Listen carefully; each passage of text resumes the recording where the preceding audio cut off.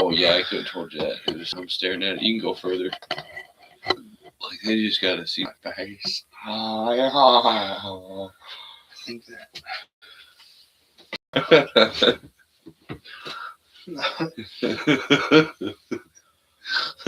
Welcome back. But like, yeah. if we would have figured that out, I don't know, 30 years ago or so, maybe a little bit sooner. Because I feel like we've had quite the fucking funding to be able to figure this out before now. Okay?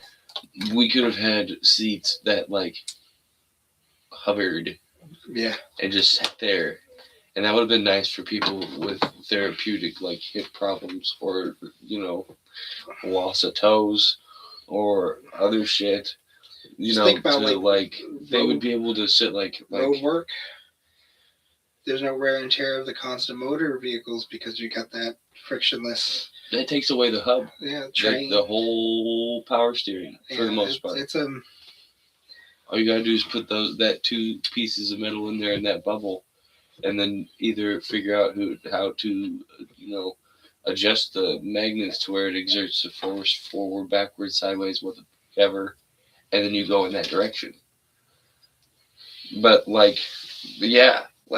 could have figured out chairs to the point to where it relieves that pressure of being like that person is floating now. It distributes that weight differently instead of they sit on a chair that rocks or and it like moves the shit on their ass, or like a chair like that where it focuses on mainly the back of your legs and or even your one that ass allows the motion to accommodate for that. As you need to adjust, it literally just adjusts itself.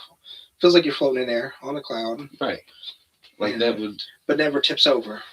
No. Has a gauge in it to where when it gets to a certain point, it kind of locks. There's that spring pressure of the zero gravity matching the force between it. The force of the electronics.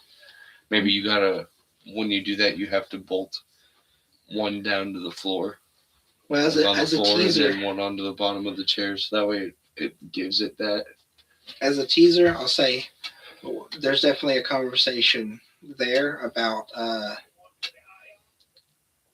the secret funding that's been going on, where that funding has been going. I actually have a name in the book of notes and everything that I do want to cover eventually. I get you. That actually goes into discussing all this scenarios of why we might get the anti-gravity soon, or why we've never gotten the Jetsons, the famous cartoon. Yeah, we've never gotten that Jetsons world. We've never got those hover cars. Never got that. They wanted to test out the Tesla electric motors before they were like Michael J. Fox and the old scientist guy, Back to the Future. We never got a hoverboard. He had a hover. We never got that. No, that would be fucking sweet. Within our time, that would be another whole. That's another Olympic sport, And legitimately, like snowboarding to another level. Yeah. So I've got a name that I do want to cover eventually about that subject. Snowboarding X Games to another level. Little preview of I'll make sure to put that in the next episode.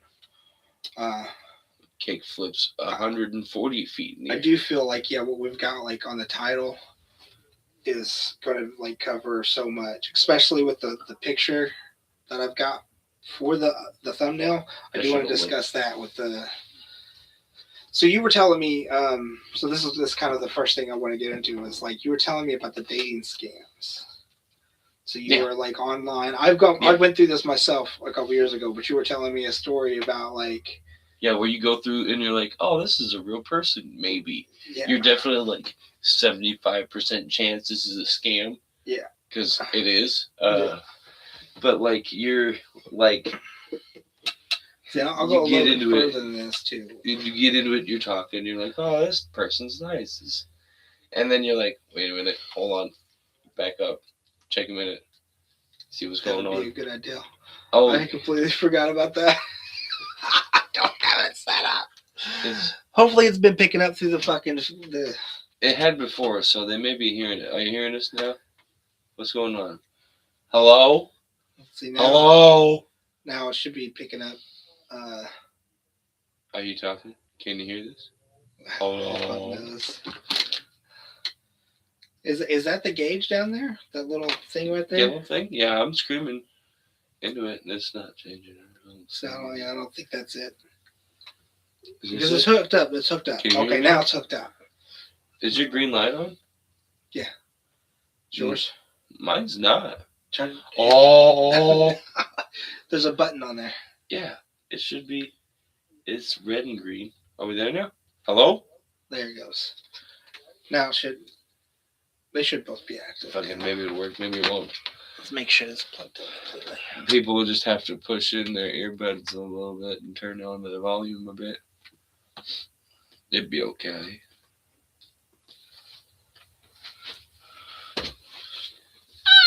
Here, we'll check real quick. No, I don't want to play Duel. Dual Legends. Duel Links. Duolingo. Try to figure. Just make sure it is on there before we do go into this story. Right. I should be able to check.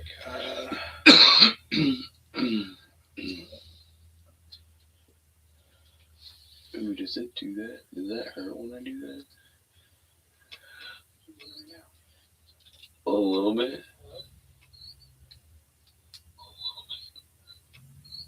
Yeah, they hear me pretty well.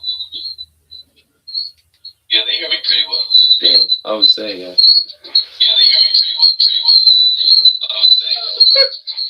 Let's create a paradox. There we go. All right, there we After go. we Mics look are back going. at the rest of the video, the whole rest of the video, and it's like.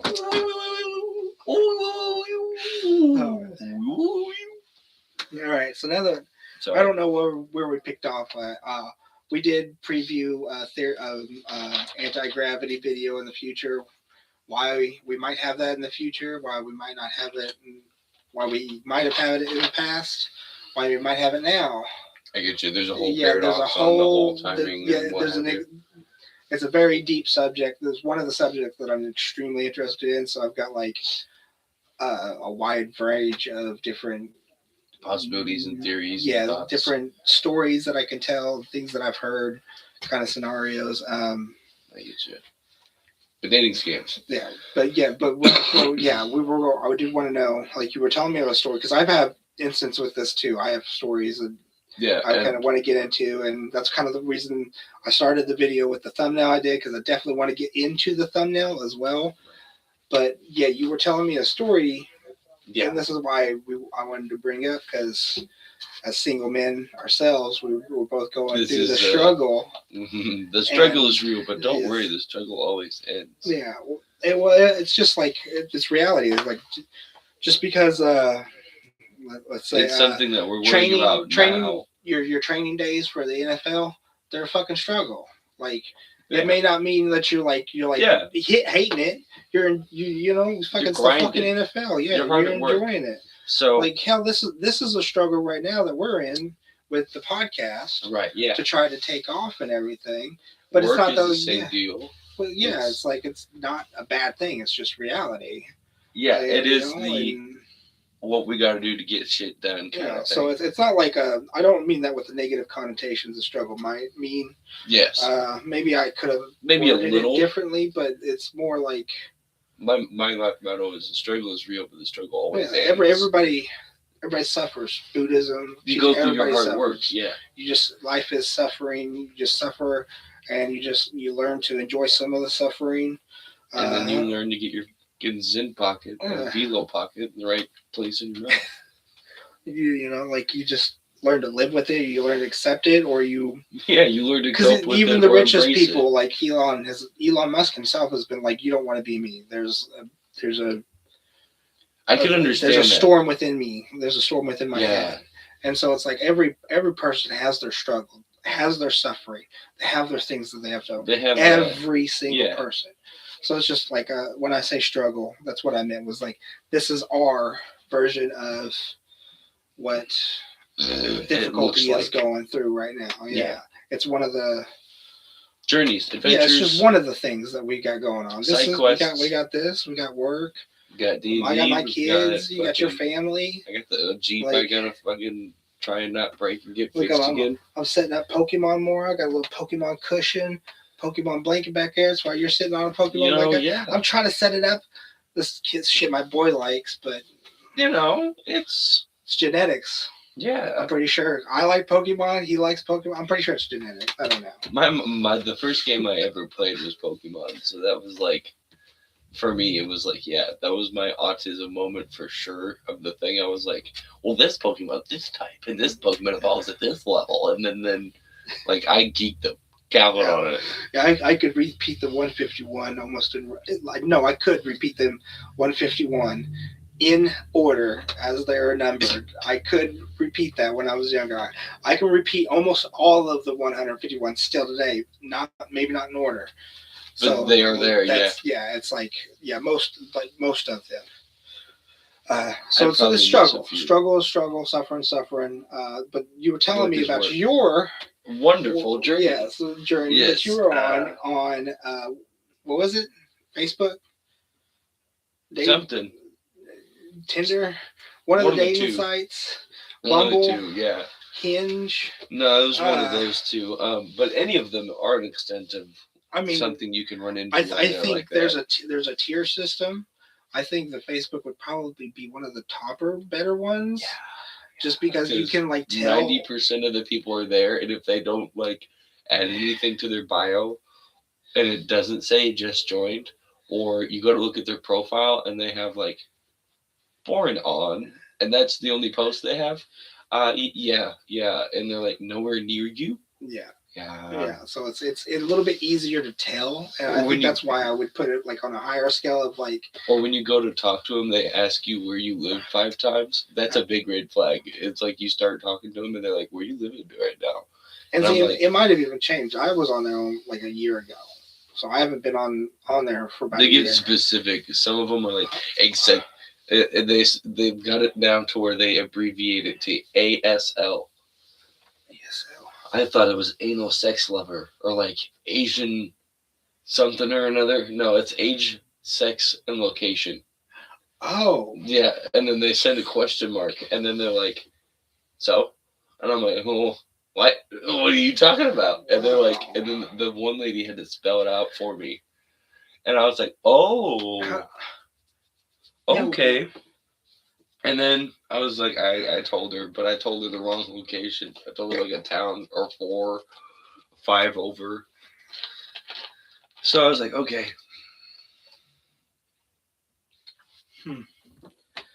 That's wild. See that I never got texted just ASL, so I didn't even know what that meant. It was the first time for me too, and like usually you talk with them for like a span of a day or like a couple days, and they're like, you can already tell it's this game. You can like, go to OnlyFans or this or that and the other. Like the red flags come up sooner, but this one I was talking to this girl for like months, just chit chatting, not even anything like, wow, you look so cute. Let me like think about you while you're sitting on my face, so and I'm suffocating in your thighs. This is sophisticated then. Yeah, it wasn't. What I went through, so yeah. It wasn't just where you live. Come over and visit my hotel room and like. Oh, there was some time there. Okay. She was like, "Where you live? That's worse than the scam that I fell for." Yeah. Okay, but like this one was well trained. It was much sooner than months. That's for sure. And then one day she was like, "So I'm kind of broke today. I need some pizza or some food for some money to eat or some money for some food to eat." And I was like, "Oh, okay, whatever. $25 won't be so bad." And then she's like, "Do you want to send over 300 so I can have a toy to also think about you while I'm doing this?" And I was like, "Fuck no, I won't. Fuck no, I won't." And then I was like, "Yeah, you have a good one. I don't know how often this works for you, or why you spent this goddamn long." Yeah. That is kind of a crazy return. Like I spent months talking to this dude. I was trying to fleece him. I only got $25. Yeah, like the extent of it, she's like, Months of my goddamn time. Months of my goddamn I time. was even starting to develop feelings for it. Like, yeah, this motherfucker was getting to be special. 25 fucking bucks is all I got out of this motherfucker. God damn. I could have done that in one day at work. Fuck. Twice over. 7 of the Saudi Arabia guys that I had falling for me, I could have got fucking 125 out of them in 5 minutes. But no, this bitch, he's a tightwad. But see, that's also bad. Like, just asking for food. Yeah. A little bit of money for food. You know, I mean, it's hard times. Yeah, it's like, I've been talking to you for a few months. Like, yeah. I'm not gonna care about you and then turn around and be like, fucking starve, bitch. Yeah, I can't take you out to dinner because of wherever. Our distancing, yeah.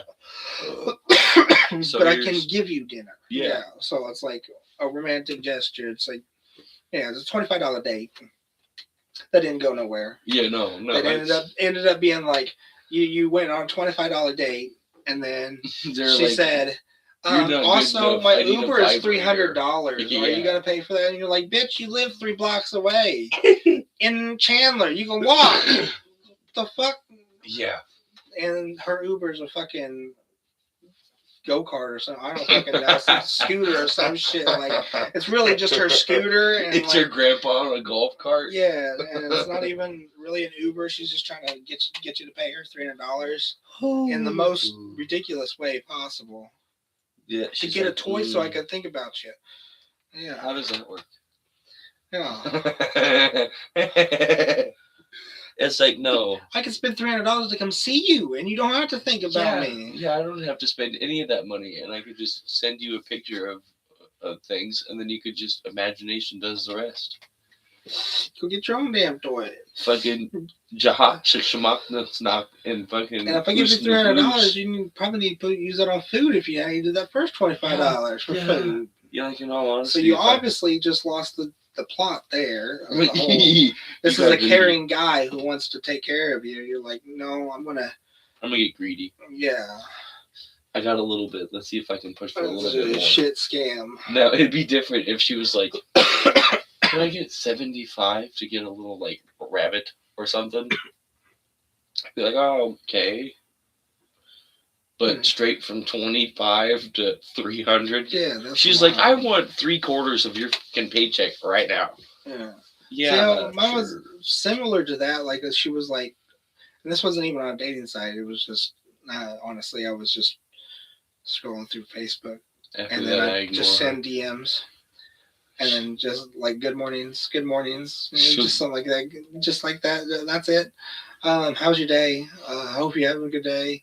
And just see if they right back, because that's how I assume you approach people digitally. Yeah. I mean, that's how you approach people in the real world. If I was young, I would be like, hey, good morning, how are you doing? You look beautiful. I wouldn't say that right off the bat, but the intentions is, hey, I'm coming to you. Out of my normal path. Yeah, it's like talk to you. So... apparently that's not how you do it. They call you a stalker. They get you restraining orders after that, I'm told. No, you end up, honestly, They give I think it's like an algorithm where Facebook basically led me down to this path of these girls who looked normal. One of them was supposed to have lived in Boonville. A red flag is this. If they look like you like this, they're crazy. Or if they have the... one was real. I will say that I did have one good interaction in that instance, that I did meet somebody that was really cool, and she was really interested, and I thought she had a genuine like for me too.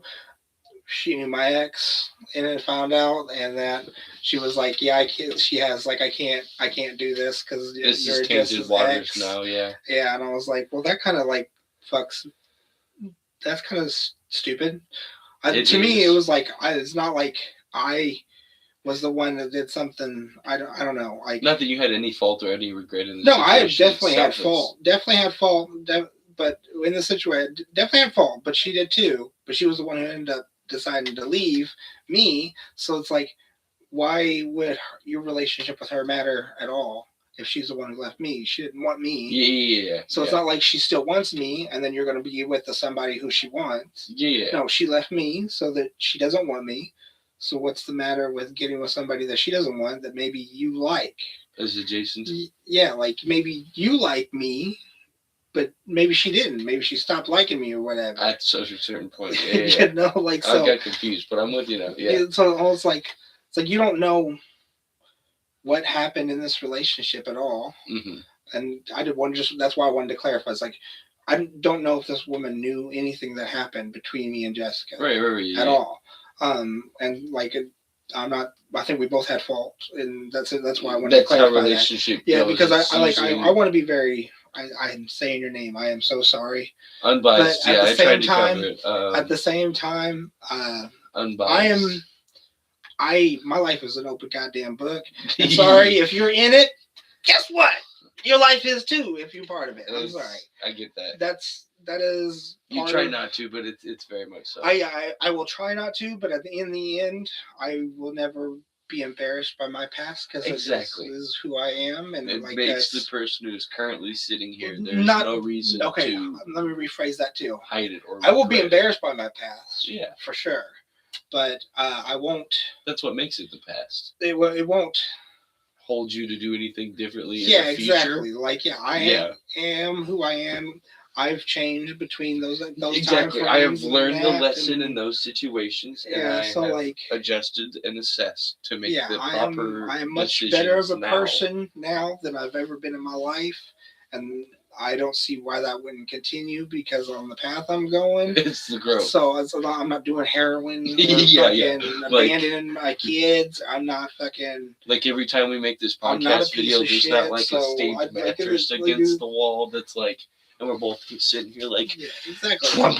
Oh God, Trump, man, that Trump guy. I know that morally, I am morally, socially, mentally, emotionally, I am better now than I have ever been in my life. And so everything that's led up to this, I'll share it all. I don't care. Exactly.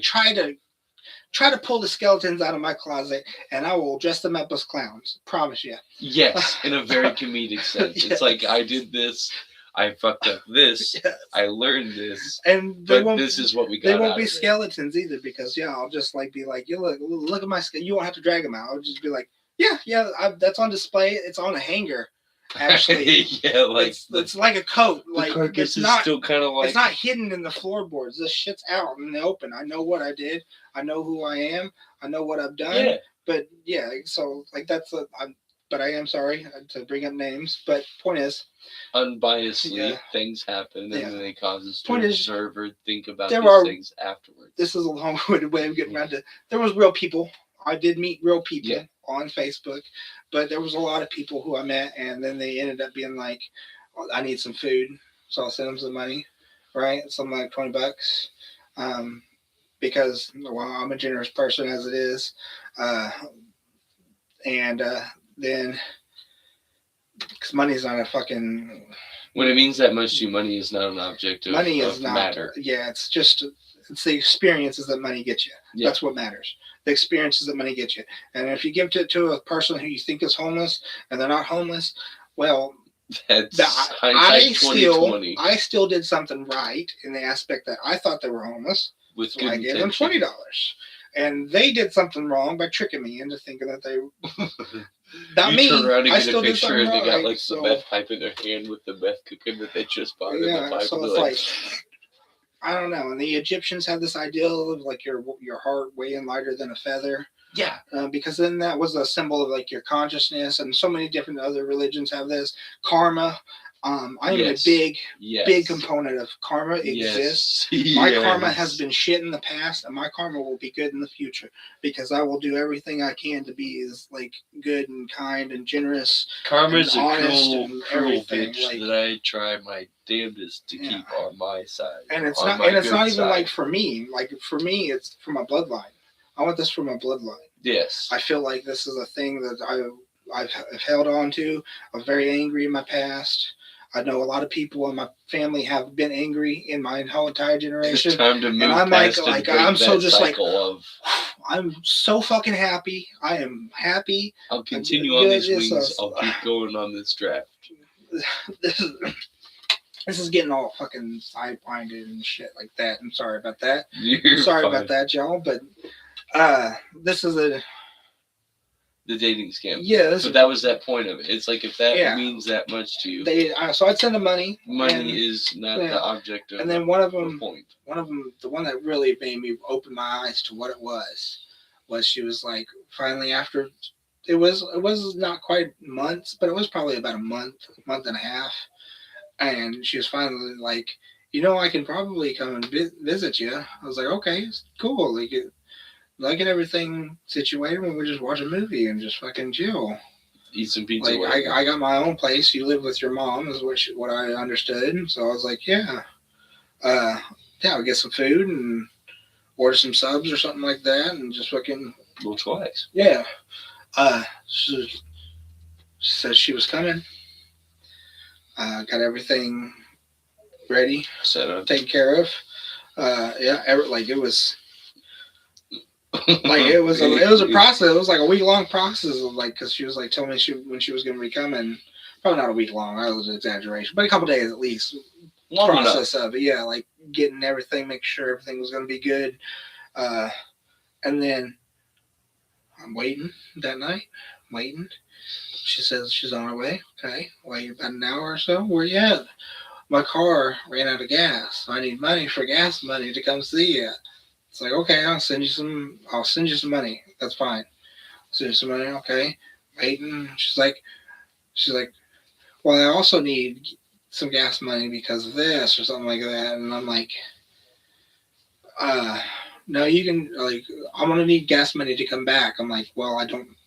I've already spent all my money at this point. I'm like, I've got the money set aside for the dinner. Mm-hmm. And I was like, yeah, okay, I'm not going to be able to do that. If you come here, we're not going to have that dinner now. Anything. Yeah, it's like, well, at this point, it's like 1 o'clock in the morning, so there's no dinner for dinner anyways, honestly. There's fucking no dinner. Early breakfast. Yeah, so it's like, and she's like, well, I'm going to need gas to get back home now. I'm like, no, I sent you enough gas to get from, I know where you said you lived. I know the distance. I know that there's no way that the $25 that I sent you was not enough to get you from you were already traveling from your place to here, and then an hour later or so you were saying that you ran out of gas. So no, you have enough gas to get back the fuck home. Yeah. So just go back home. Use the money that I gave you then and just go back home. That's what you can do.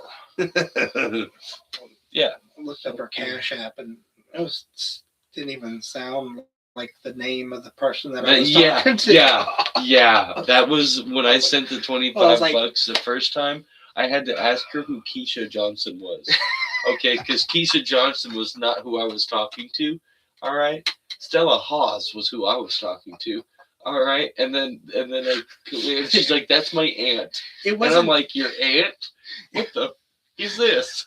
It wasn't Keisha, but it was the same type of name. If you can understand, I can't remember exactly what the name was. Like it is very obvious that whoever you're talking to is not that same ethnicity. Exactly. Yeah.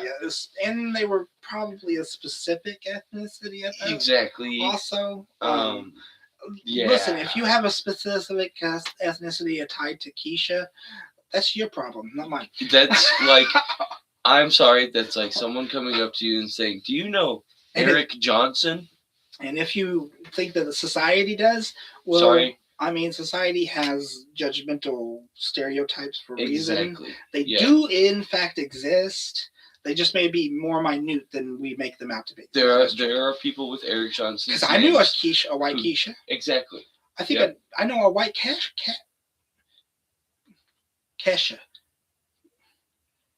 The fuck is her name? Something like that. And it's not even the singer Kesha. This is like a woman in town. I know a dude named Courtney. I can't even remember her fucking name. Like it's exactly, but it's something like that, very much like that. It's very close to the same. So Like, yeah, so. But it's but it It was exactly. interesting though. As soon as you said that, though, I wasn't going to bring it up. I Yeah. wasn't going to say it, and then you said the name. I was like, "That's too funny not to bring up." Because And then the picture of the lady I get does not look like Estella Haas. Okay, I'm thinking like porcelain. Okay, what I get is sandworm. All right. like, Okay, and then after two different names other than Stella Haas and or one different name other than Stella Haas and Keisha Johnson, I'm like,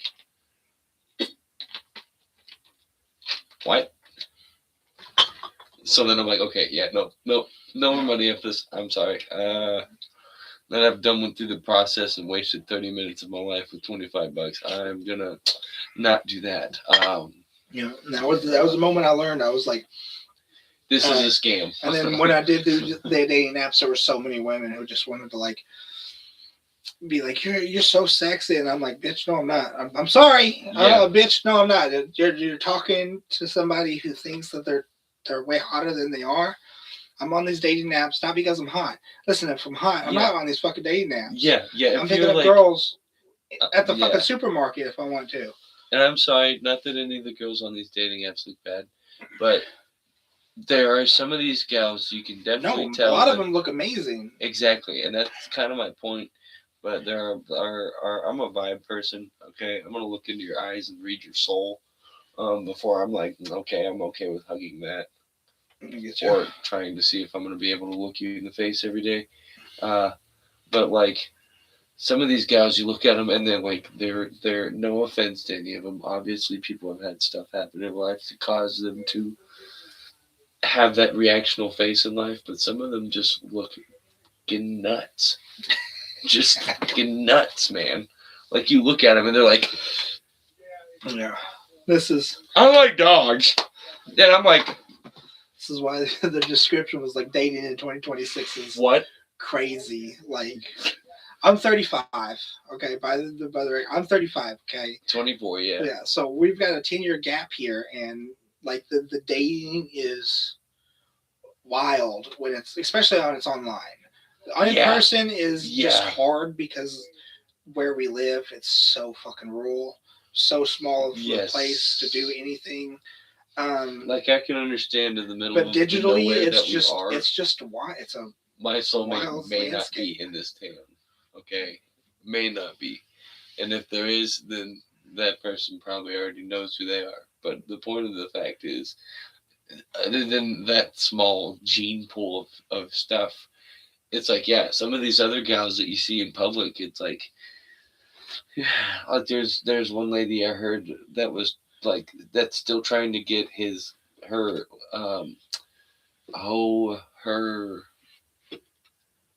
ex-husband, current husband, in the process of divorcing.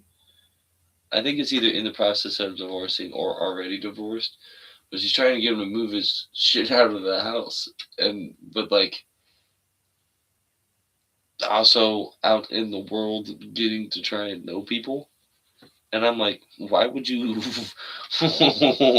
In what world is it like? This is the correct situation to be able to not necessarily drag someone into, but like try and start anew. This is that point now. It's Yeah. like So I feel like that kind of that. instance you Explain want to. that sentence just for a second. Yeah, like 'Cause I feel like there should be and I'm not saying like you gotta wait years before you get out of a serious relationship with somebody else before you get with somebody new after that. Okay. But it is very much one of those things. It's different levels for different people at different times. But I feel like you should like at some level reassess yourself afterwards, and if things aren't already in control after you get out of the relationship and it's just that smooth and things work out that way, you should take time to not necessarily grieve, but reassess, put yourself through that process, and then make the proper steps forward.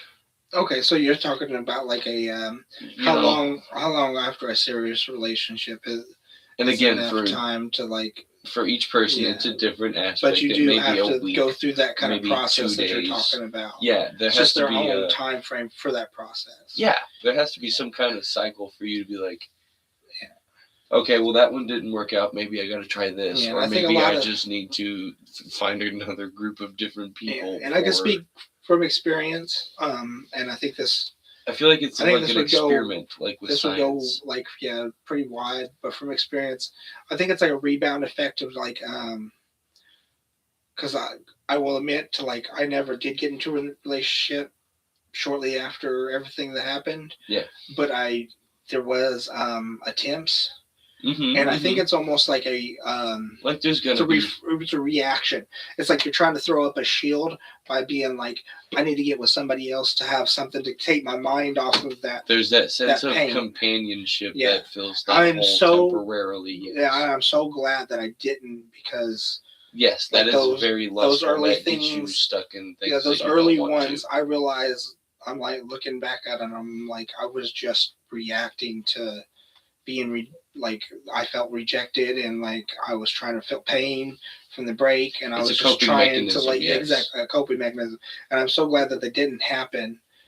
In a sense of Yeah, it's like almost like the universe shielded me from those. It was like no. Because yeah, no, it's no. like now I'm like It's another because layer. I've now been able to go through that process that you're talking about. Right. I hadn't went through that process because and that's why I do agree. It's why I wanted you to break down that a little bit with the whole. It's like Because it's it was like a curious. sense of grieving, but in a very Yeah. like self-evaluating sense. It's like Yes. okay, well this worked for this long.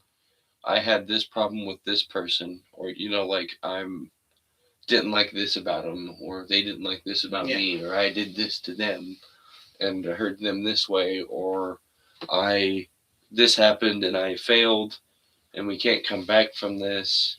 So now I have to, you know what I mean, whatever the Yeah. situation is, Yeah. and the peculiarities of it that break down in that instance. It's like at some point you got to ask yourself those questions of not necessarily is it me or is it them or is it just what happened and what caused this.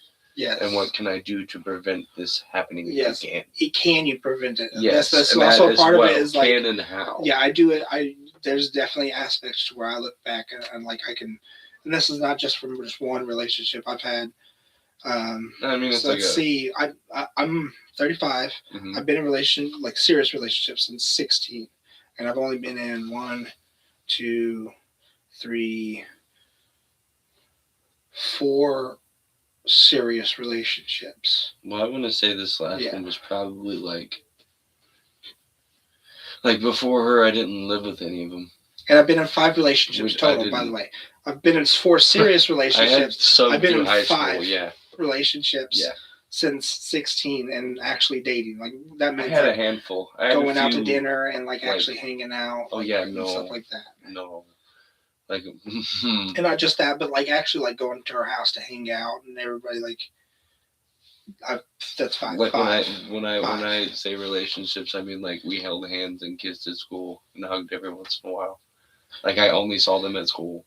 See, I wouldn't call those relationships because that's like It was like a PDA commitment. Yeah, that's a yeah. It's So like if you're obviously if you're fucking them while you're doing that, but that's all the only time that you ever see each other, I would classify that as a relationship, sure.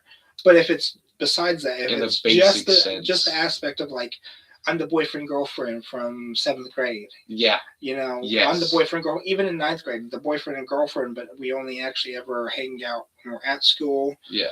We don't ever hang out at home. We never like go to each other. We never go to parties or anything like that. Even that, I would be like, that's not really a relationship. There may be feelings involved. There definitely is feelings involved. Right.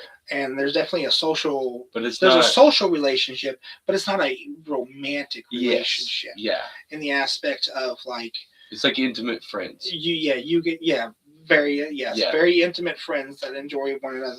Now, if you start getting to the point to where you're like literally like grabbing on each other and like squeezing on things, that gets into the gray area. But I still have a feeling that like if it's just at school and you're never going to the point of like actually having sex or going to try like to you are get not outside. on your own by the two of yourselves. And it's more about the like the picture of what you're portraying to other people, as opposed to what you guys are actually getting from it. Yes. It comes to a gray area. Yeah. But it kind of rules out more one way than the other. Yeah, I understand. so that's why I say 16 was like when I started to have a real relationship. This is a girl that I actually pursued to like go to her house, have her come to my house. Yeah. We'd hang out outside of school, and 2. And that was 1, and then right after that was 2, and then 2 years later was 3 because she lived with me. So that would be somebody who's definitely outside of any kind of social setting of any sort. And then 4 is this recent one. 4 would be a girl that like I had pursued before, and she was a friend. Nothing had ever come from it, and then and then 5 would be my last one, and that was a full-on 12, 13 year relationship. Yeah, full-on, no getting around it. Have kids and everything. And I've had 2 wives now, so I've had 2 wives as well, and 2 real girlfriends.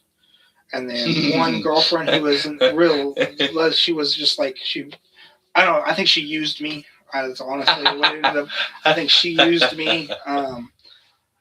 Because that's the only thing. Because I pursued beforehand. I pursued afterhand. She just wanted that 3 or 4 days or whatever. So whatever. I don't care. I only had 2. And so it's like 2 actual, like, I lived with them. I paid bills. Okay. For 25, I sat on they sat on my face. Oh no, I was 19 at that for the first one. Well, yeah, but 18, I'm saying like 19. for two between that time period that's not bad at all. I'm not saying I should have done more or less. I'm just saying I probably should have made better choices and been in a clearer state of mind before I see. I would argue.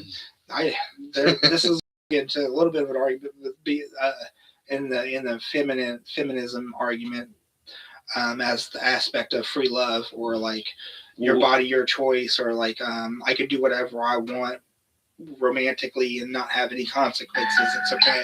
One fiance. I gotta go grab this real quick. You're good. This is DoorDash. Technically fiance. Ish.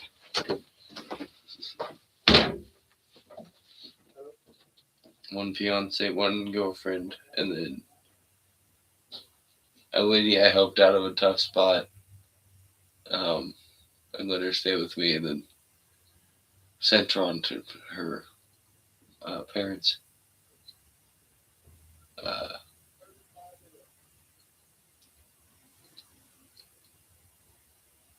Yeah. No offense to you girls that do watch this and or know me, I will figure this out, but yeah.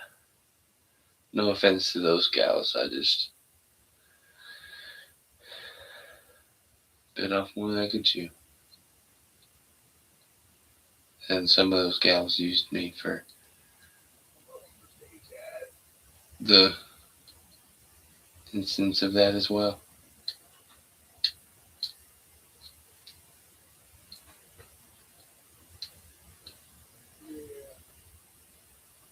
Those gals' standards were high, but they also needed way more help than I can give them. Not that they're like psycho or crazy. They're trying to get to bigger places than I was at the time. I was just trying to figure myself out and coast through life.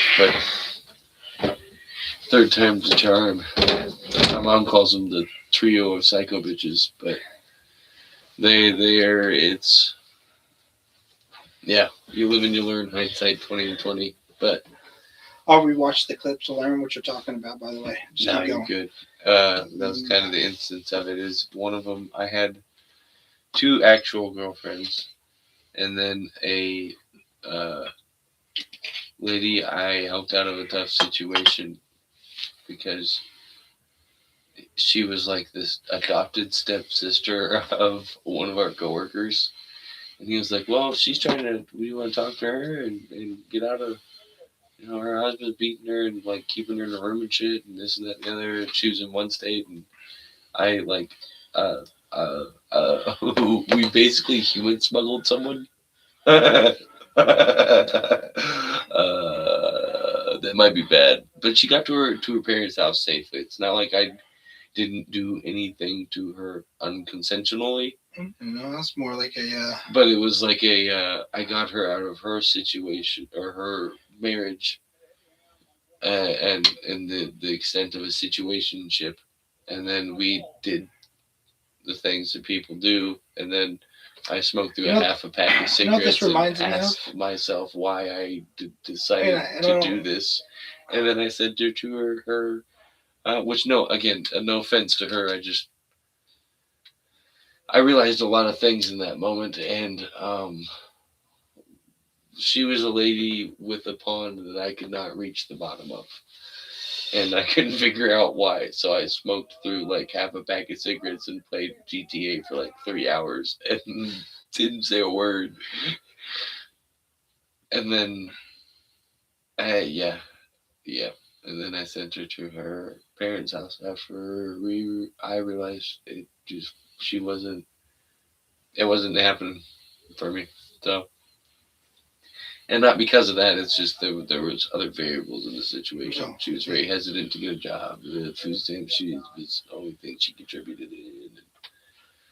Great there's a gal, whole. sweet gal, but it was a whole situation No, of stuff that just wasn't working out at the moment. Um, so I had one of those for about 2 years. I sent her to like I understand.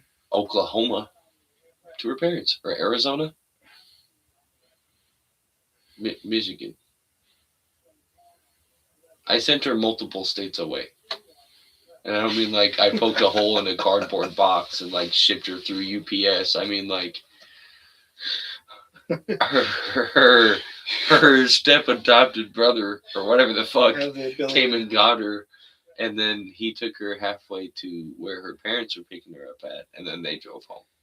As far as I know, she is safely home, hopefully doing better with her life and what have you. Hopefully, either that dude is. I just hope in all instances of the thing that she has, it was for the better. This But that was the I call her a fuck gal. so the story of you like taking her away from the husband to give her to her parents. It really made me think about the scene from Ace Ventura, Pet Detective, the very opening scene where he comes in there with a package and he steals that dog from that dude, and then he takes it, and it's like you didn't do anything bad for it. You actually, it's like more like a rescue Yes. kind of thing, Yes. like a bounty kind of pickup, and then the dog goes back to this owner who just blows this pet detective guy who she's never met before. And and as a kid, as a younger person, I thought it was hilarious. It's a hilarious scene. It's a good movie, great movie. Yes. Jim Carrey's one of the fucking best. It's ever. very, if you're looking for something that's just ridiculous slapstick, kind of just out of pocket. Yes. Yeah. But Bizarre. now looking back at it, I'm like, first off, I don't know if that one dude was abusive. He was just stern on how the dog should act. Okay, this woman, I don't. How did she lose him? How did she lose the dog? Was she blowing some other dude? Was she blowing this dude who was yelling at the dog? No, she might have blown him and then ended up owing him something else, and he was And like, "Fucking pooch is collateral So damage. I'm Come just with like, me." so this is the same scenario. Like you don't know if that woman made it off better in her life or Yeah. not. And the same thing with that dog. I don't know. Like, I want to know, director, the storyteller, was the dog better off there? Like, did the dog get hit by a car the next day because the mom wasn't paying attention? Like, did the dog drown because she was entertaining somebody? Walked down Like the ghetto and someone was like, "That ain't my dog. like It's feral." she's just taking care of the plumber and the dog was drowned. Like, what the fuck happened to that dog, bro? Is he better off? I don't know. So Do you know at the end of like the true Sorry, story I had movies? to- No, you're good. You know at the end of the true story movies when they're like, and Carl went off to like beat his wife 7 times and catch 2 felonies and was like the kingpin of Mexican Empire, and then like shot himself with fentanyl induced bullets or some stupid shit, and then like yeah, there are definitely some movies where they should just like And if this ends up becoming an idea, this is a patent on it. No one can steal this.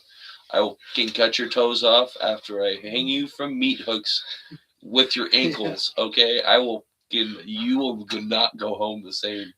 All right, I'm pretty sure this story has already been told. and it's probably an actual idea too. But like, it's this is a story as old as time. Some but like dude even comes and some of the rescues this fictional chick movies, like I'm from sorry, some shitty husband or some sort. but like Shitty relationship, at least. Maybe not a shitty husband, but at least a shitty relationship. One of the yeah, two. but like there's got to be there's some extent of like some even in the fictional movies, this should be an idea where you're just like you make some shit up at the end just to tie it up to be like, here's your bow, bitch. Yeah, yeah. You know what I mean? It's like I had a great the take dog about went on this. to live in the Beverly Hills and met the Chihuahuas from that Disney movie, and then like ate his So, way to obesity and have died. you seen Game of Thrones? Or you know about Game of Thrones, right? Yeah, I've seen Okay. the first season. I So watched it until Ned got his head cut off. this And I was ties like, that's into just the fucked. this ties into the ending thing. The guy who wrote that still hasn't finished the books. Yeah, Yeah. yeah. He's So- got like the dude for that's got like fucking what like I think it's like 30 or 40 books. He's still like planning to write. Yeah, and George R. Martin. Yeah, this is the author. The guy's only like what halfway through. The guy's got like 10, 15 Yeah, books and already. I think. if not more. Like honestly, he's going to have to end up. Like passing accept it on to somebody he's going to have else. to accept that somebody else is going to have to pick up his legacy, or there's just going to be a ton of different fan factions that's going to go off in these splintered Yeah, or he's just gonna have to like timelines and realities. That's a Like preview the- into the next conversation, by the way. Anyways, like the Marvel universe and that yeah. nonsense. I get you. but so yeah, he's definitely going to have to end up passing on because he's an old guy now. He's a big dude. It's not like he's fit. yeah, like you at getting that point you old. have to like realize that and then be like, okay, well maybe I should just outline these books. Yeah. And then tell somebody else the idea of Yes. this, and then just be like, "You're my fucking predecessor Yes, if you don't exactly. do this." So, like you have to be like in your will. All my notes about this book go to this specific person. $140 million goes in because your bank account, but I like his writing styles very similar to mine, or the way I want it to go in the future, and I believe that he'll bring this to life the best way. Here we go. exactly, it's very much one of those like. That's how I would do it because I'm not very Don't much let like these a writer. major But yeah, yes. don't let these Don't let people these buy major it out and then just make it a cash corporations grab. get it. Yes, because they're going to Of a do book. whatever the fuck they're going to do. Rings of Power. They're going to do Lord of the Rings. Rings of Power to it. They're going to It'll they're become going a to do Iron Man, comic Iron book. Heart. Yeah, They're going to do fucking Iron Heart, and that's not. Yeah. Listen, I've never watched either one of those. I've watched Rings of Power a little bit. It was all right. It was all right. I'll give it that. Lord of the Rings is kind of it's up But to there the hype. was, It kind of has to be. There was definitely a push for specific things, and I didn't really care for all of that very much. But with the ending part, I did hear somebody arguing. They're like, "What is the ending to Lord of the Rings as well?" This is where I brought it up because he hasn't finished his book, and then Lord of the Rings kind of ends with Aragorn assuming mantle of the rain, and he reigns for 1,000 years because he got that little starlight thing that keeps him alive longer than a normal human. Oh yeah. So Yeah. he reigns for 1,000 years at the end of like the story, and they're like, well, George R. Martin asked J.R.R. Tolkien, probably not physically, but he like kind of throws this theory in, like, what is Aragorn's tax? What's his tax plan? And you never really get into the politics of Lord of the Rings. Yeah, I'm you still don't. miss a little bit of from Akon. I mean, you do, but it's more like the culture and the relationship. Sakon of Akkad. Fuck. Sargon of Akkad. I watched this from him. This is he kind of was A like person of I get you. speaking about this. So I wanted to give him a shout out. Yeah, little props out. You know, Sargon of Akkad, very good. Lotus Eaters, awesome shit. I enjoy that. But he was talking about this. This is kind of an off subject from what he usually covers. But there's like no politics in No. Lord of the Rings, whereas politics is all that Game of Thrones or the Song of Fire and Ice is. Or Star Wars. Star Yeah. Wars is kind of the opposite of it, where they just kind of fade away from the lore and they kind of leave the lore up to your imagination, but then they fill it with the politics and the tax and the money for this and that, Yeah. the poverty, the discrimination more the than first they do original this. ones kind of stayed away from the politics so much, whereas the first three kind of did fill in that politics of like where the Jedi fit in, like because the first three were like the Jedi were already gone, so you didn't have to worry about where did the Jedi fit in a democracy, like what were they? Then nobody gave a shit. They were just homeless but in people. The first ones they had to swords. explain that the Jedi were like the fucking the emperors, CIA? yeah, like essentially, legitimately, like they are the military wise, they are the leading generals. I would say they are the fucking like yeah, I could see that on too. ground platoon leader. Like you fucking go over here and flank them from the right. You go over here and go over there, and then we're gonna have an air unit come over. Here's something and napalm that them from I still here. haven't seen covered. What happened before the clones were a thing? The Jedi wouldn't have had a huge police force. They wouldn't have. No, they would have stuck with the drones. Yeah, so these Because clones. I do believe the drones, the droids and shit was before. Yeah, because that was the Separatists. The Separatists were producing the drones, and they were trying to sell them to the Empire, but they didn't want to be joined into the Empire. Or the democracy, or whatever they wanted to call it, the Galactic Federation. The Federation, that's what they called it. The Galactic Federation originally, I think I might be fucking the Separatists for sure. Yeah, the Separatists were the people who had the droids.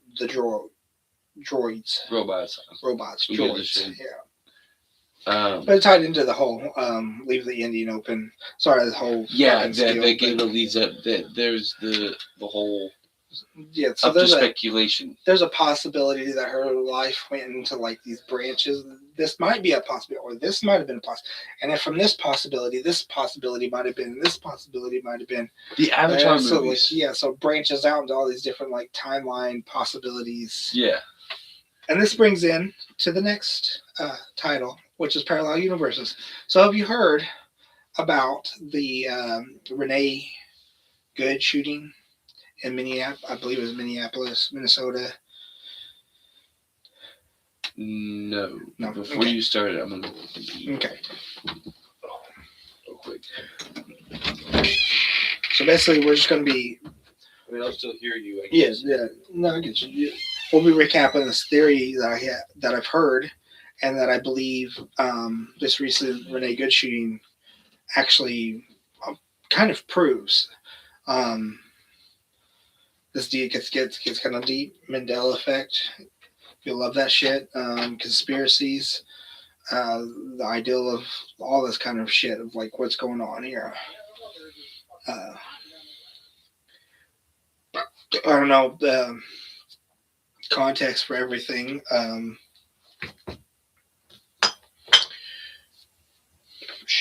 Shit, I don't know. I just watch a bunch of shit. Store up a bunch of fucking ideals in a notebook. Got the name there. You can't fucking see here. No. Yeah, fuck, who knows? Who cares? But I just write down shit, topics to talk about, shit I hear. Modern events is a big inspiration. YouTube algorithm does wonders.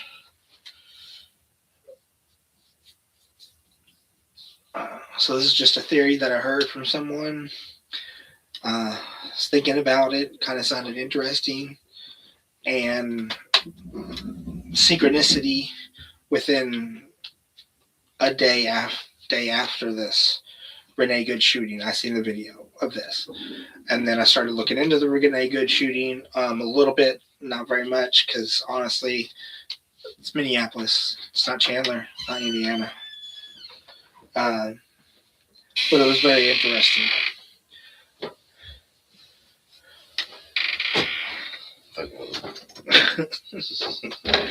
I have to go grab a drink, by the way. Oh, yes. Food is here, by the way.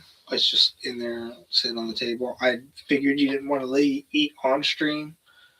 Yeah, I don't think they should watch us stream eat like that. They'll get it. But they'll be like, what are they doing? And I'm like, I'll be right back. I'm just going to get a drink. I'm going to throw this way and probably grab that Mountain Dew. I can do that. I'll just do that for you too. I got you. Oh yeah, here, fuck it.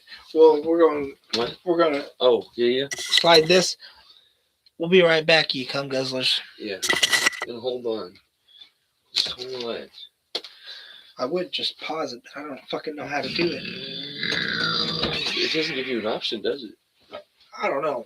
Good lord, it'd be nice when we get enough people. We can get a fucking editor in here. Like, what is he doing?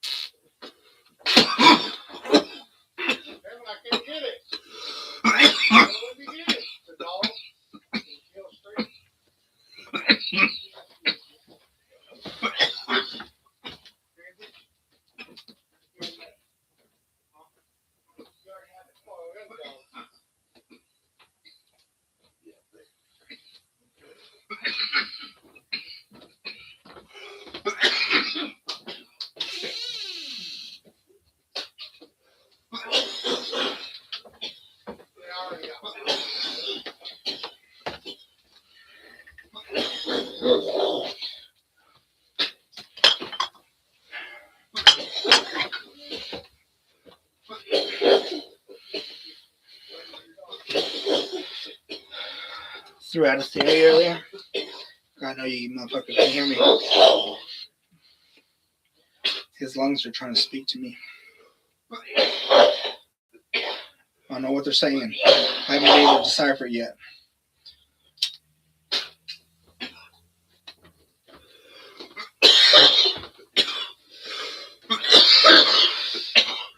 Marijuana just may be a parasite. What? That resides with our lungs. Then it tries to speak through us through cough. Just saying.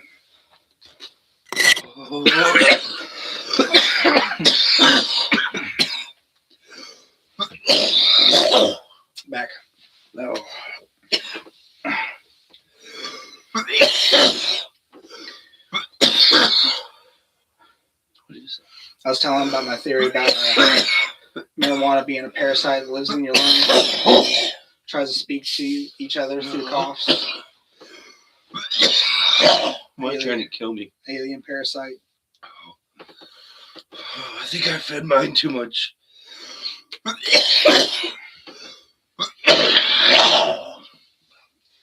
Mine's a violent one, that's the case. Oh shit. Okay, that was a glitter, not a cherry. Shit. I was like trying to stamp that bitch out. You will have that. Speaking of theories, I got to speak on this while I'm remembering it, so that's videotaped. Remember, I was telling you about it too, and Kim, we need a dark, gritty horror series, not just a movie, horror series. Maybe like 4 or 5 episodes of like 45 minutes, an hour long episodes of a story about Bigfoot and being real. Like, I think the beginning of it could be a comedy of some sort, to where it's like these married couples who are like trying to go away and get back to their party days a little bit. Oh, like they've got kids. Or a couple of them have got kids. Ghost stories.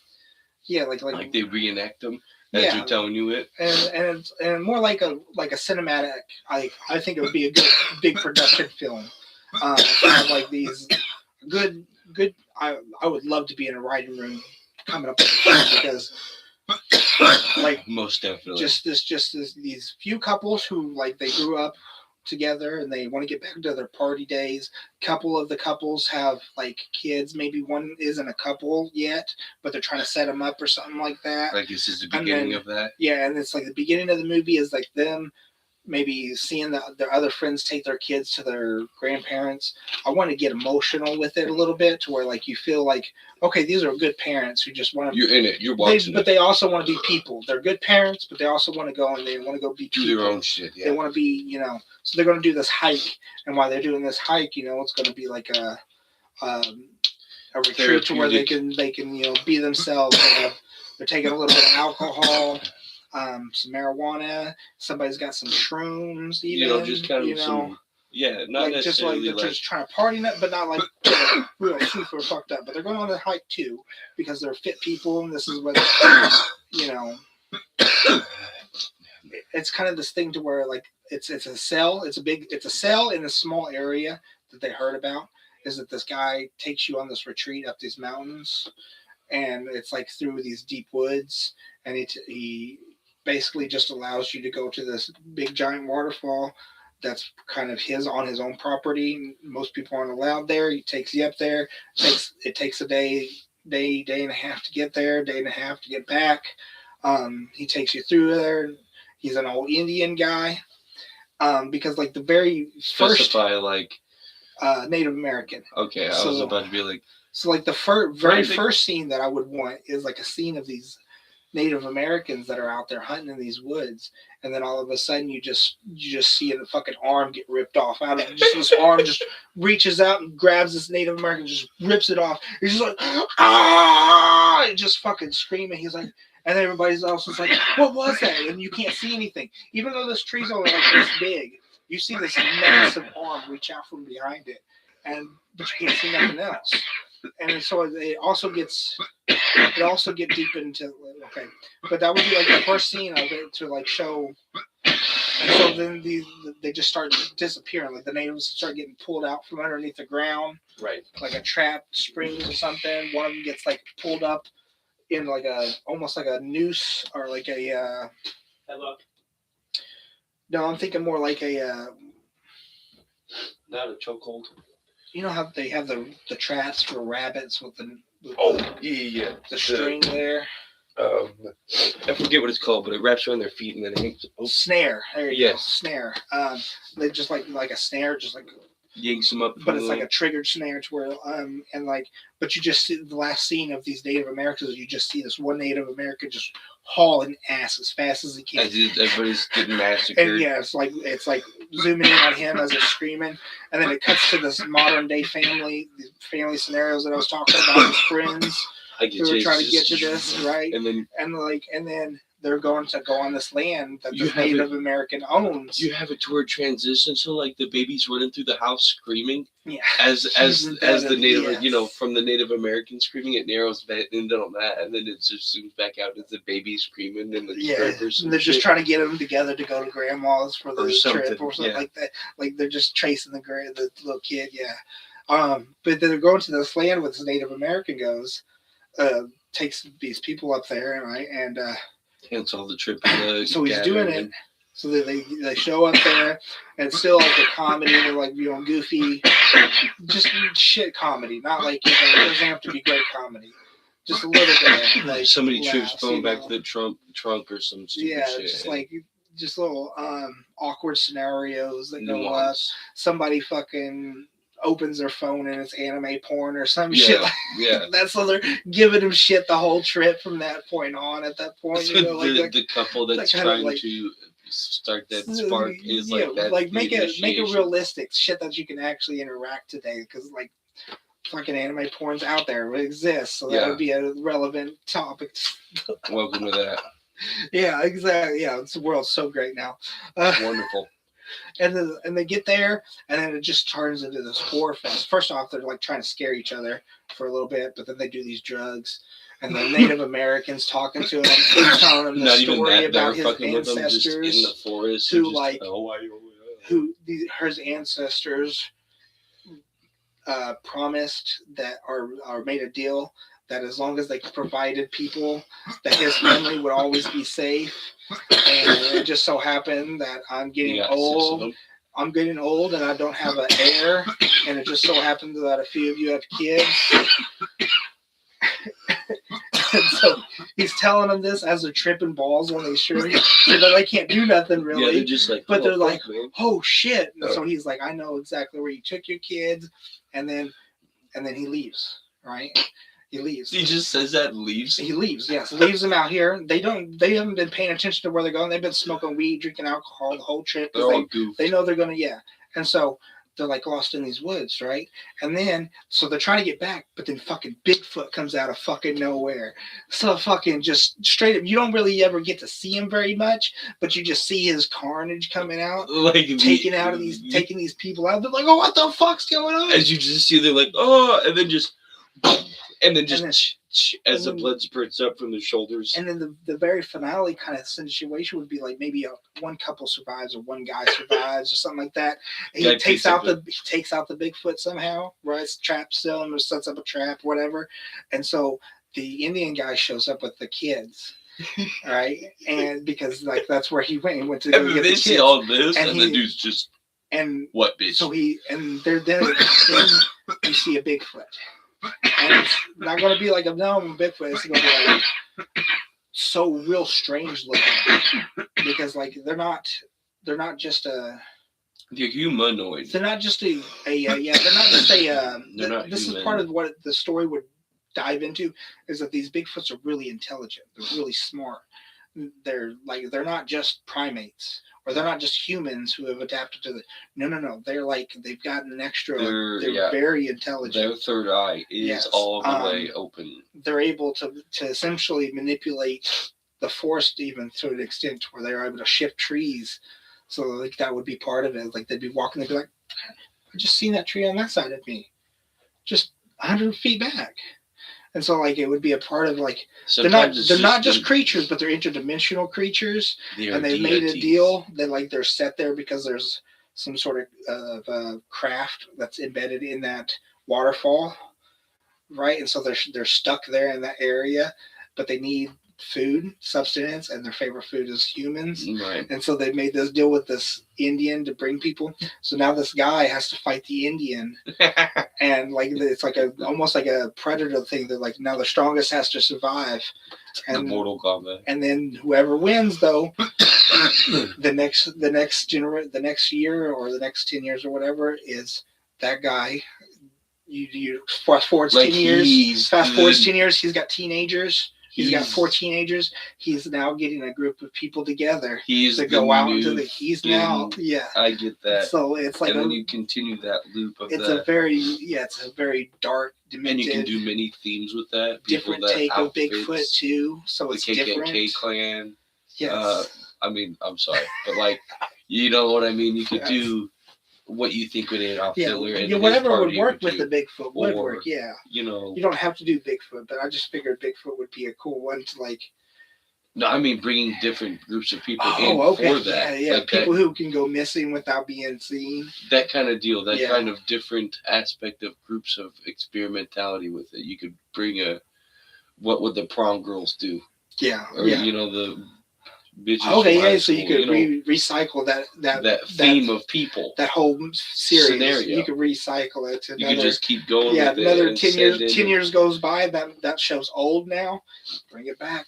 We got a new misfit of stereotypes to step through there. Yes. Or you know, and like you were saying, I mean, you could change up the Sasquatch idea of it. Maybe someone finds the craft and they're trying to like dig it out, and then they like like I said. You can do a whole world around that situation. You can dive down that same story there, just add to it. It's a slow progress of uncovering the truth behind that. I'm going to predict this now. Now that season 5 is out. X-Files. Now that season 5 is out, Stranger Things will come back out. There will be a reiteration of Stranger Things in the future or further back in the past. One of the two. I predict future, but I believe it could be in the past too. You can all hurt me over this. And that's fine, but I feel like it's really just a paranoid because this generation has really been like not necessarily like it's been very focused around if it's not superheroes and the Marvel and the DC stuff, it's been very focused around horrors or true crimes tragedy and despair, if you will. To narrow it down to some extent.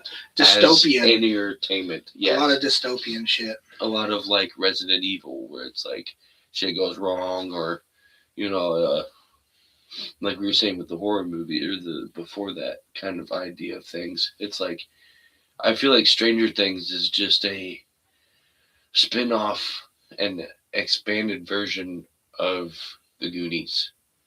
Yeah, But I in could a definitely see very, but like in an the Goonies interdimensional. meets Stephen King's Firestarter. Yeah. Where they have superpowers brought into it. But yes, exactly, yeah. It is very much like, Like just and they were wrote around the same time period, both those things. That's interesting. I've never thought about that. It's like D&D met the Goonies.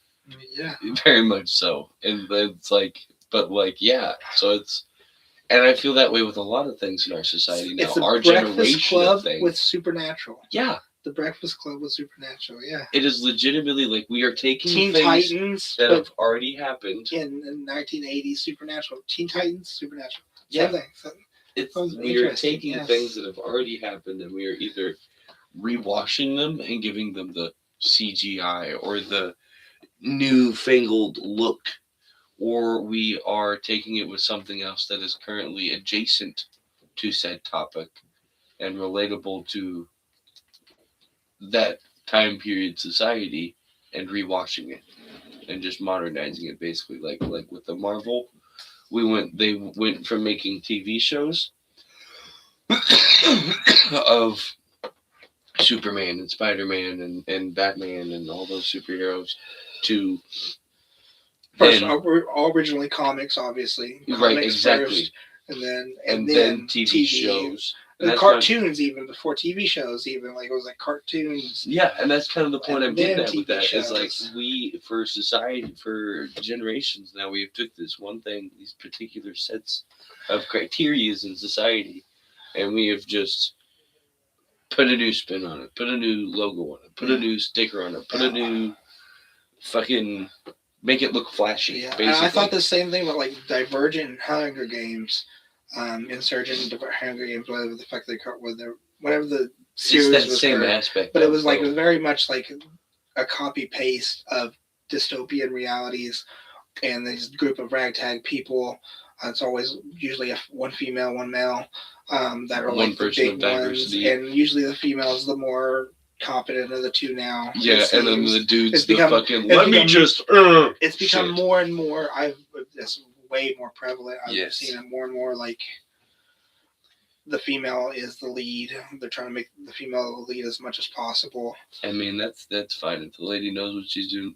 And let them. Yeah. Well, it's just one of those things that like I could see like the rewashingness of taking the rewashing of it. Yes, with the modern spin of it. Right. Because this would have never been a thing. Like there was competent females in Spider-Man cartoons. Exactly. There's Spider-Man comic characters who were competent females. Exactly. They didn't have to try and take Spider-Man. Yeah. Yeah, they didn't have to like be Spider-Man. Yeah. They were already competent. Yeah. Like you already had your cool thing going on without shooting legs out of your hand and having a nifty costume. So it was just a thing that was like, they didn't have to be that person. They could be different. But we have Stacey Gwen now. Yeah. Or my bad, Spider-Girl. Or whatever it is in my Miles Morales. I don't know what the fuck her name is either. Either way. Madam Web? No, that's not it. That's honestly very like character, but I think that's that same universe though. It is very much like that one's another one. I think. But that's not even really the point. Well, it's sort of because I have seen a preview of or at least photos of the preview of Zelda, the new Zelda movie that's coming out, or TV series. I don't know which one it is, and I would have done a TV series with that one, honestly. I'm surprised to see that there's a lot of lore. The one character that like really doesn't do anything in any of the Zelda games almost at all is like the pinnacle of the show. Is like really prevalent there with a bow and an arrow, and I don't know. I've never seen Zelda with anything besides a wand. I don't believe. I believe princess? Sheik. So I don't see why the movie wouldn't revolve around Link and his adventures. Since that's the actual game is around Link and his adventures. It's called Zelda, but it is around Link and his adventures to do things for the princess. Once you find out it's actually a really shitty rendition of it, you'll realize that it's just a money grab. And so for this is something another better thing with later. like the female. They're like, oh no, she's not just a princess who needs some man to go do her jobs for her. She is chic. No, and she can go do the jobs too. God damn it! Yeah, she has to be there.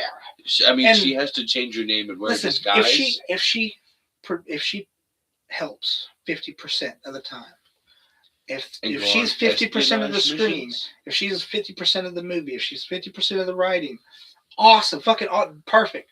Her and Link are equals. That's awesome. Fine. Yes. I don't think it's going to work out though. No. I bet Link's dumb. I bet he's incompetent. Doesn't say shit. I'm just going to make predictions. He's not going to do very much. He's going to be the one who's saved constantly by Zelda. Yeah. Zelda will be saving him. Yes. Yeah. And then when you get to the end and it's a final boss, he's going to come out of nowhere. Zelda will know more about the surrounding areas that they're at than he will. He will just come out of nowhere with the Master Sword at the end of the game and just obliterate the boss. This is just a thing that I've noticed. And that's it. Well, and I don't mean this. And then the movies that do have amazing guys, what do we get? We get Sisu. The Russian or Ukrainian guy who like kills a bunch of Germans for his gold. And it's a great movie, but I can't believe you haven't seen it. How do you spell it? SISU, I believe. And then, it's a brain dead movie, but that's the Road to Revenge, or just that's the second one. That's the second one that's coming out, or has come out. I'm not sure. We used to get Matrix, average normal guy. Now they have done some good ones, like I've not seen this. The King was amazing with Timothy Chalamet. It was a really good movie about this guy who just had to didn't want to be the king, but then he realized that he had to because his dad died, and even though his dad had granted the title of king to his younger brother, he still was like, no, I have to be, you're not doing the right thing, younger brother. I have to show you what to do. Yeah. Then his younger brother does die, so he has to take the kingdomship anyways. But it was the story about this guy who was a drunk before his father died.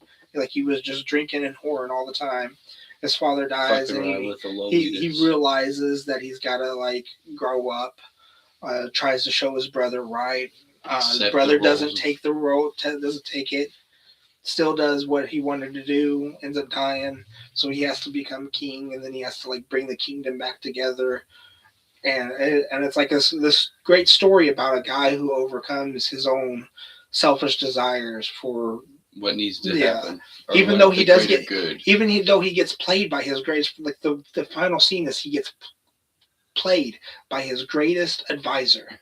His greatest advisor had concocted this whole plan to make him fight against the French when the French didn't want to fight, but his counselor needed the kingdom to come together, and that was the ploy to do so. Very much I don't know, there was an event that happened where these towers were hit and we got into this war that might have very much played out scenarios repeated over and over again.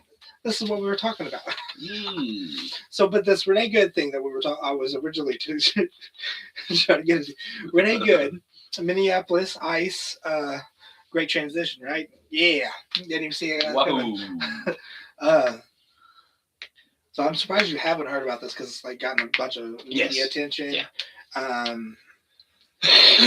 So Ice, I might be a little bit as we all know, at this time period in January, what is it, 20th? I believe it's 20th. 21st. January 21st, 2026. Yeah. 21st. Yeah, that's right. That is fucking calendar right there. Dude, listen, I lost 7 days. I thought it was the 27th. I really did. Yesterday, I thought it was the 27th. I was like, fuck, I have lost a week. And then I got told that it was the 20th. I was like, what? I gained a week?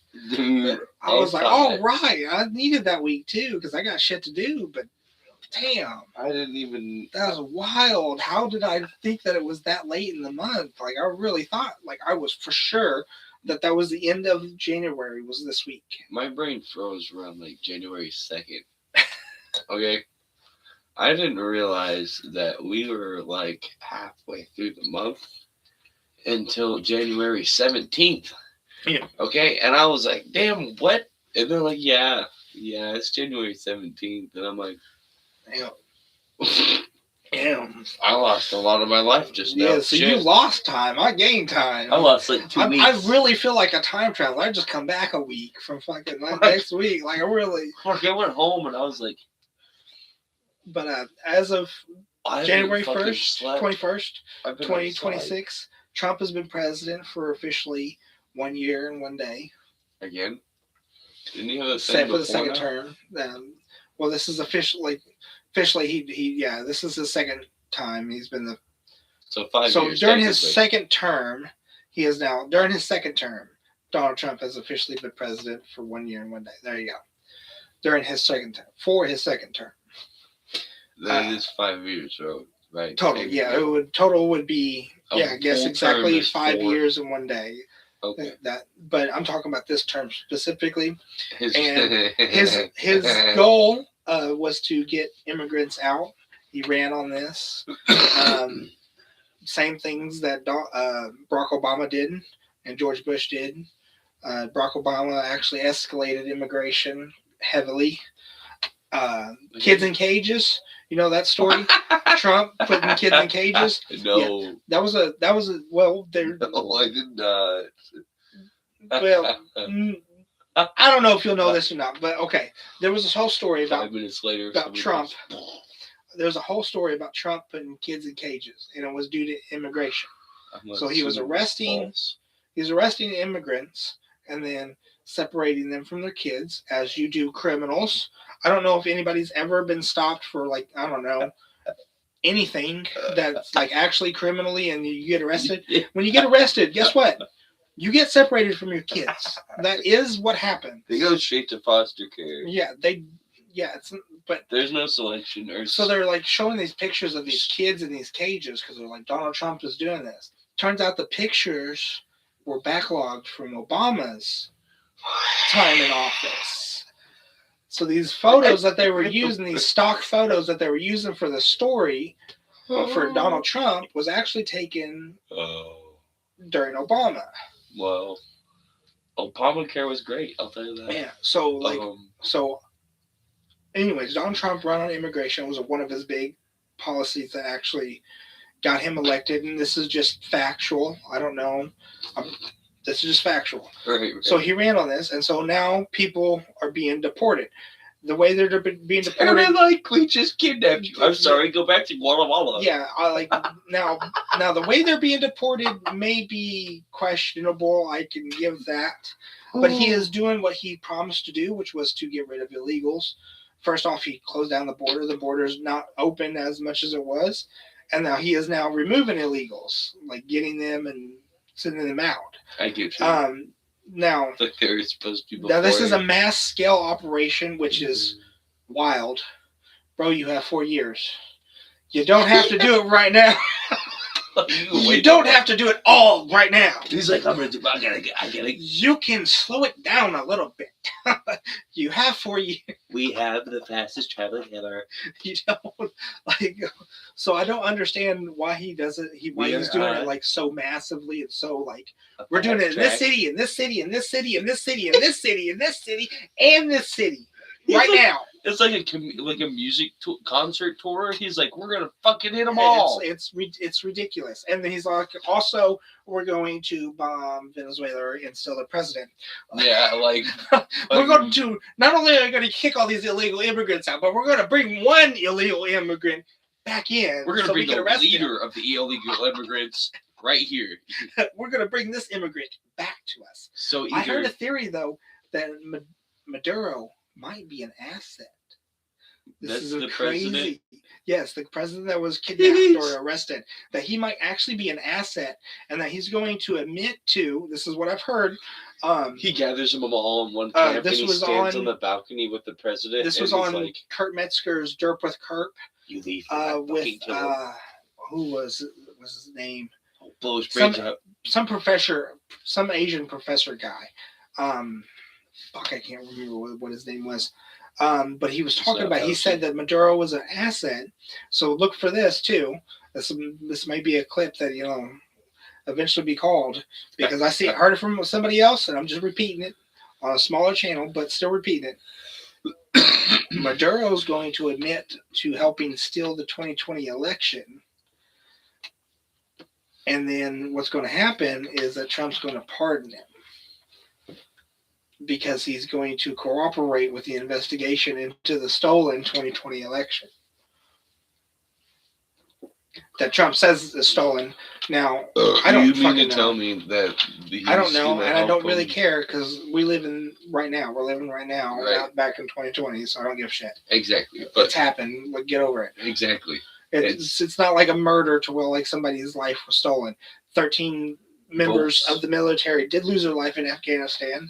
I will give that.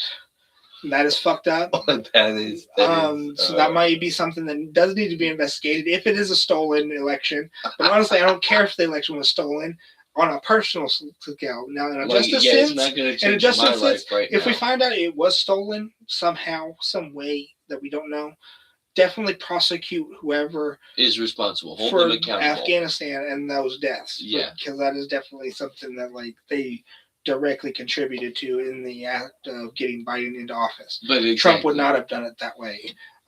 There's no way Trump would have done it that way, or the Trump's advisors would have done it that way. That's my kind of like you mean to tell me not you're gonna... no way. I just don't think it would. That's fucking who the fuck do I know? Exactly. Yeah, they're all the same. They're just same snake, different skin. I mean, yes, but the same snake, different skin. Like, I can see the possibility, but it's like, why would you repeat the process just to leak information before now, out of spite? It would seem, or at least out of the motive to dig up dirt on other people for, like, what's he gonna do? Use it in the COD session later and be like, you bitch, pay me $50, or they're gonna figure out that Obamacare wasn't all that great. It's like, he's not president anymore, so you're trying to do better than fucking. So he is in rubbing it in their face. So with the Renee Good thing. Yes. And I do agree. Yeah, right. What is this purpose of digging up that information for that? Yeah, to stay in power. To stay in power. Yeah, to stay in power. I believe that like every madman who goes for the office of presidency, they want to be in power. They want to be in power. They want to be in power. So they're going to be like, look at what they did. Look at that bad thing they did. I didn't do that. They did that. You heard it here first as well. That's another reason that Donald Trump took the Venezuelan president. He's going to make Venezuela Donezuela. He's going to make it so great in Venezuela. It's going to be so great. He's going to so every Venezuelan loves Donald Trump, and Trump's just going to become the dictator of Venezuela. And Trump is going to rule for another 200 years in Venezuela. I'm not here to steal your oil. No, I'm here to protect it and get you the fair wages. You're gonna make so much more money, Venezuela, with Donald Trump in your helm. We will definitely not import multiple factories in higher technology than you have to take your oil and transport. Watch for it. Donald Trump going to be dictator of Venezuela when he leaves office. But every psychopath who takes the office of presidency, who wants the president, all this. They're psychos. Power of responsibility. Yeah, they're psychos. That much. Yeah, it's like I need to take care of 3.5 million people. I need that level of stress and responsibility in my life. I'm only getting pussy from one of them. Yeah, exactly. And I love maybe I love 3. Even if I've had a huge life where I've met a whole bunch of people. Let's say I've met so many people in my life, and I'm 50 years old, and I had great conversations with every one of them. And I love 300 people. Oh, 300 people. Shit. You love 300 people out of 3.5 million. I wouldn't even go that far. Like if I'm at Like 50, some of them may have died already. Like you're lucky if it's like I don't know. And I'm a very I'm choosy just granting person the with biggest people. thing, even if it is 300 people. Like it's Yeah. such a small. Even at that point, Like yeah. I need to take responsibility for all these people. You're a madman. You're a psycho. Yeah, that's a town. Yeah. It's a fucking village.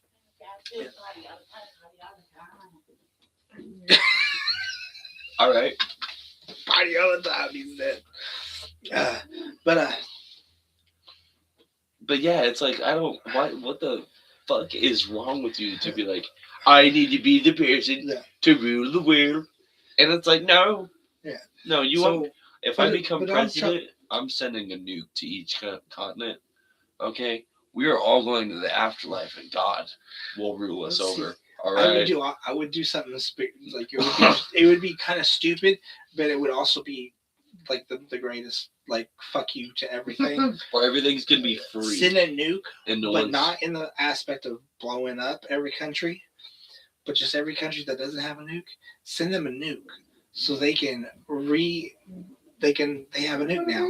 Every country has a nuke. Or now that nobody's invaded fucking nobody. Exactly. How about that? Exactly. Like either kill everybody and just can annihilate even like America. I'm just saying. Or just give everyone the same level of fairness. Since World War and then II, just call it fucking good. Since World War II, have we ever seen a instigated invasion of a nation? Like, so that means that a nation chose to invade another nation, and that nation that got invaded had a nuke since World War II. And the only since places the creation of the nuke, right? The only places we've only done that with is like Ukraine, Afghanistan, Ukraine Iran, doesn't have a nuke, and any of those places don't have nukes. Do exactly. That's what I'm saying. None of them have that capability. I don't believe. Now I may be wrong. Puerto Rico, Venezuela. I don't think they have nukes. I don't think any country that has been invaded, Vietnam, Korea, I don't think any of the, except for North Korea now, and which has not been invaded. Oh, surprise! They got a nuke, and they haven't been invaded. They didn't exactly. It's like they didn't get touched, but then South Korea. Yeah, and then and if you want to say that Israel doesn't have a nuke, well then October 7th is a perfect example. Israel even got invaded, and Israel supposedly doesn't have a nuke. Allegedly has never had a nuke. Okay, so October 7th would also, if you assume that Israel does not have a nuke, then I feel like you walk into their first military camp and it's like painted gold sitting in the middle of the camp. So like, no, we don't have one. So it's like I can't think of a single country that has been invaded since World War II that has a nuke capability. Yeah. That has, like, initially. So yeah, Ukraine may have skirmished into Russia since the Ukrainian-Russian war, but Ukraine didn't I'm going to invade you right off the bat. Yeah, they weren't like, you bitch. Maybe Pakistan and India a little bit. They've been having this little conflict between each other, Pakistan's, but even that's more like a skirmish. Pakistan's army itself is not like moving into India. They're just bickering. Yeah, it's more, same thing. So even then you can't be like, they're invading straight out. No, I don't think any country legitimately declares that has a nuke. So that would be my fuck you as a president. I would send everybody that doesn't have a nuke a live nuke that doesn't explode, and they can just reverse engineer it, or they could just use that one nuke as leverage to be like, now one of them's gonna find an don't RPG. Mess with us, okay? We have these deals. Let's make a compromise between each other. It's like they have a horse table with the fucking nuke on it, and then they just had the RPG like on a thing. They're just sitting back there, they're like, this is what we did with Lithium. You got what you gave us. But and this is on another split timeline. That I'm president, or that you're president. You as president, you nuke, and me as president, I nuke. Gift. These are bizarro, bizarro possibilities. Mm-hmm. These are things that would happen if it was what it is. But that's my kind of point. Just little little nuggets, butterfly effects within our past, or not even just our past, but our ancestors' past could have produced these timelines of different like thoughts the and yes. different, yeah, And so this is the thing with that. So Trump has been president. He's been going about these uh, immigration raids, trying to get immigrants right. out. People aren't liking it, so they're Obviously, protesting and stuff like that. So there's one protester, Renee Good, alleged protester. Looks like she's a protester. She's parked sideways in the road, right, as the ICE like agents are it's trying to like drive down, and uh, they're so she's like blocking the traffic. And as the ICE agents are getting closer to them out of a vehicle, they interact with her. Um, her her wife, who was on the outside of the car, um, a perfect, yes, exactly deserved laugh, because you can. It this. is it I'm is. sorry, but Remember, any we started person, this. I believe we started this video about stereotypes, or we talked about yeah, stereotypes earlier. Yes, you can be like, yeah, that's a stereotype. That's very there's a certain level of person when you're involved in crime, and it's yeah, when you're in a and, relationship of sense, there's a certain level of and craziness that is you can certainly guess assigned. with the name Renee Yeah, what ethnicity this is as well. she's either or like this, Yeah, and like yeah, Karen yeah. this, Yeah. So not just like regular both that her and her color. wife were the latter, by the Yeah, way. Um, yeah, so they have white beaters and both have butch cuts. so now it's winter, so it's cold. There, you can't see that much. But I would not doubt that if it was summer when this incident happened, that would probably be Be the possibility instance, of yeah. like what they would have been wearing. Now they're wearing Um, Levi jeans and corduroy jackets. but as the ICE agents approach the vehicle that she's parked sideways, engine In the on. middle of the Engine is intersection. on, by the way. She doesn't have it turned off. She's not like planning to sit there. She's No. actually got the engine on, planning to either. Go into the building on the Maybe side she's of the just road. trying to stay warm. Let's give her the most charitable view. She's just trying to stay warm. Well, She's got the engine on, perpendicular to the road. sideways on the road. Yeah, exactly. Maybe not exactly 90 degrees to the road. She might be like slightly that way. I get you. Slightly. Like her intent was to block the road. But it was definitely like, yeah, it was either she Getting spun away. out and she wasn't safe to drive anyways because she didn't know how to drive on those roads So she that just weren't didn't move. heavily covered with snow, but had a little bit of snow. Right. Or she was purposely blocking the road. But as the ICE officers approach her wife, the woman starts to turn the wheels. It looks like, and the wife on the outside of the vehicle, who's not in the passenger side, but is on the passenger side of the vehicle, but she's out of the vehicle. Oh, so she's just standing over there. Yeah, she says. Then you can hear this clearly. Drive, baby, drive. Okay. So there just so happens to be one ICE agent who's kind of in the front of the SUV, kind of in the front. This is where it gets into the aspect of like where I want to bring in this parallel universes, because according to one set of group of people, the officer is in clear danger of being ran over by this SUV. Right. And so he had justification to pull his weapon and fire 3 times and kill this woman. Because he's about to get hit by this woman in a vehicle. I cannot remember his name exactly. I start with a J, but George probably. But I do remember with Renee Good because like it makes me so sad that somebody dies. Like it's so depressing that like that too. There's no reason for it at all. No, unless it's natural causes, there's really no reason to hate anybody or do that much damage. Anything, if you think about it hard enough, can be solved with a bit of conversation and compromise and just words. Yes. But unfortunately, emotions tend to messy up those variables of those things happening. And emotions is important in the story too, because as a SUV does take, like the officers kind of sitting standing off towards the driver's side a little bit of the SUV, but in the front of the SUV. I get you. Like he's where he's supposed to be on the road, and Like yeah, so like but the he's standing off to the car. Like if your car front of was, the SUV, he's standing off kind of like off to the side here. Her wife is standing off over here. Windows are down so they can hear each other, right. And she says, "Drive, baby, drive." And then just the SUV tries to like take off away from him, and this is where it gets sticky.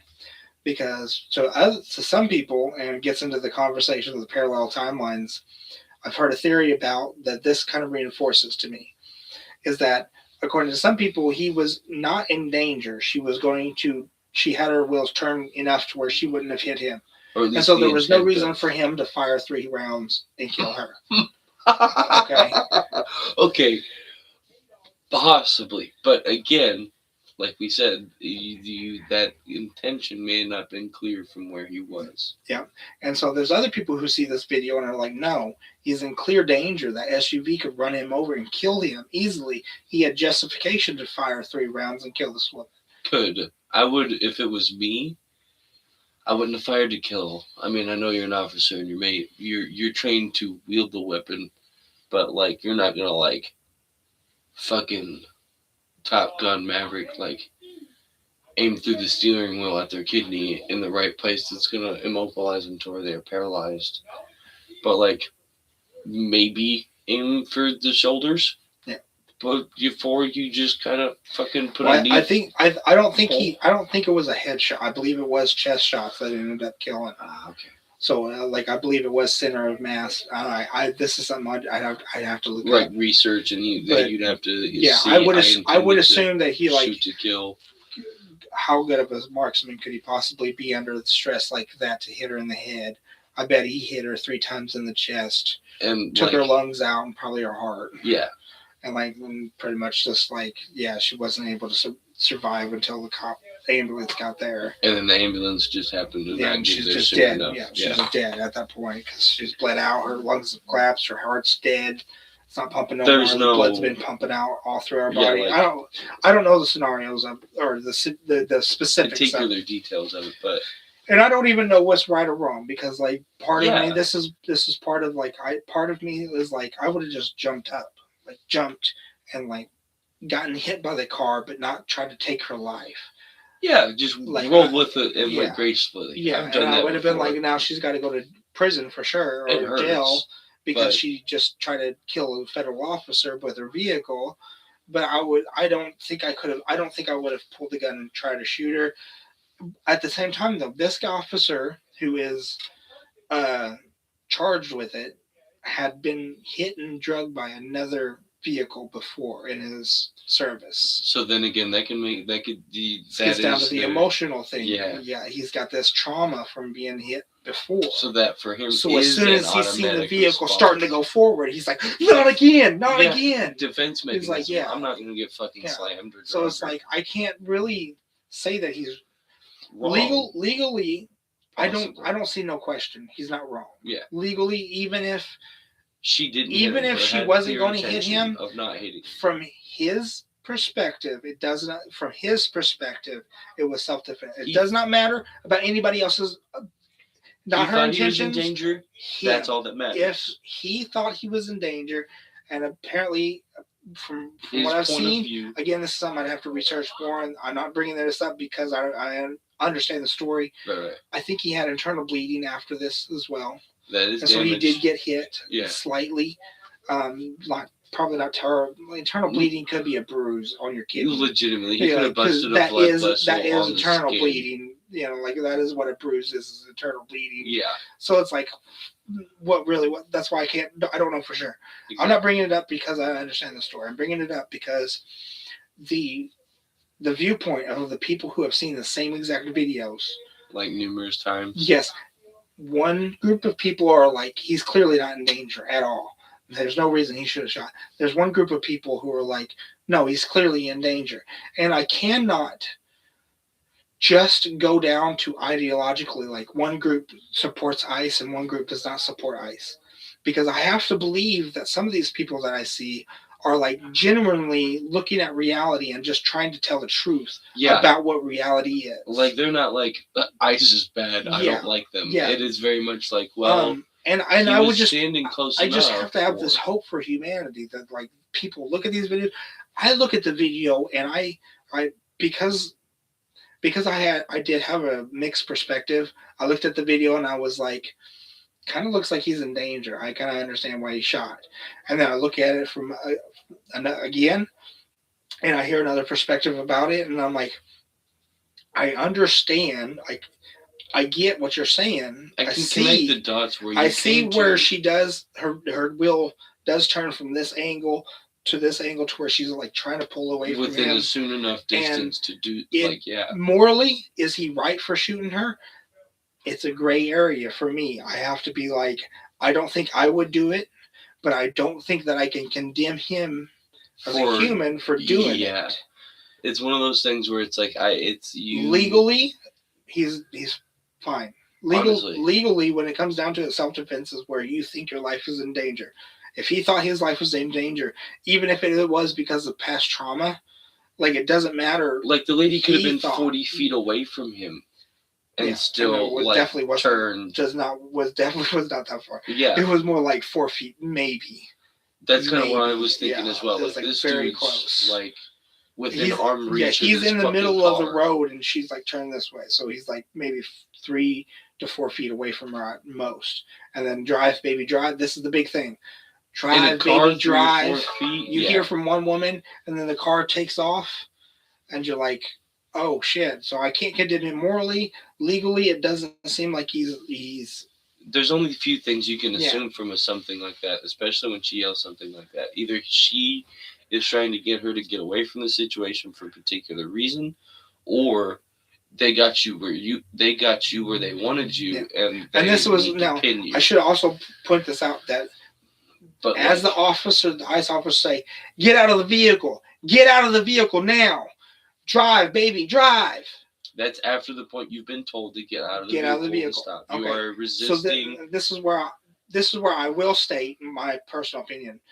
The widow of the Renee Good should be charged on incitement to violence. Yeah. Because she did incite violence on an ICE officer. She's seen that the ICE officer was right there in front of it. At least. And so, like, I do believe that there should be charges there. I firmly. There was intent to take that situation further. Yes, she wanted it to go escalated. She had just heard the ICE officers tell her to get out of the vehicle. Stop the car. She said, drive, baby, drive. Yeah. That one, to me, would be. That contradicts what he just said. Exactly. So therefore. But as for, I don't know if Renee Good was in the wrong either. I think she was influenced to do wrong. She was either influenced or she was just confused as to what adrenaline was pumping through her. She wasn't exactly in the right state of mind. I'm not saying she was wrong. I think she was wrong. I don't think she was wrong even for protesting, for being there impeding the ICE. You're protesting, if you're protesting, that's just part of it. The only thing I would say is you should not have put the vehicle in drive at all. Yeah. While there was an officer who was coming around in front, as soon as the officer got past because the officer had circled the vehicle with his own cell phone filming before he got into the front of the vehicle, which was kind of dumb of his part. That is stupid of him as well to get in front of the vehicle. Yes, but that's like getting behind a horse and slapping him in the ass too. But if you don't know, you don't know. As soon as he passed the passenger side door and was past the passenger, put it in park. Do not go forward when there's an officer up there. Like that was one of the things that you just do. That is doesn't matter even if it's an officer, if it's anybody, if they're past that area to where you can run them over with your front tire. If they're within 5 feet of your car, fucking don't move. And especially with like emotions, adrenaline running, you're like in this instance of your conflict with this ICE officer. But my point is like I hear all these stories and I'm like, certainly some of these are looking for the objective truth. Right. Where's the objective truth? I've heard a couple reactions similar to mine where it's like there's a gray area morally, legally it's completely exonerated as far as I'm concerned, or like legal, it's a legal shoot. I don't think I would do it. I don't. Yeah. But I think that legally, he's got a good, he's got a strong enough case to get off of it easily, fairly easily. Also for Renee Good, I think they could file a civil suit for a wrongful death and probably win as well. Yeah. Whereas the aspect of that you didn't have to do the shooting, it's not an admission of wrongdoing. It's just an admission of you could have done something different. Yeah. Kind of scenario. Like you may have to go through a little bit of group therapy or probation or yeah, and maybe the city has to pay Renee Good's family and or widow a subsidiary amount. Yeah. But criminally, I think the guy is safe. He's within his own deal. I mean, in all honesty, I feel like if you're within 5 feet of a car, and why was even with her turning the wheel? Why was he in a position to where he was dealing with cars after being hit by a car? Yeah, like knowing that trauma is there. And that could have been coincidence, and that could have been, he was like, "Fuck it, this is our job. We got to do it." But like, yeah, I would have.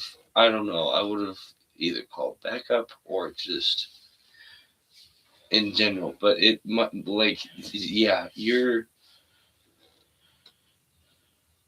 I feel like you're not his fault, not just because you're a police officer, but you're there doing your thing. You've done warn the lady that she doesn't need to move the car. She needs to stop the car.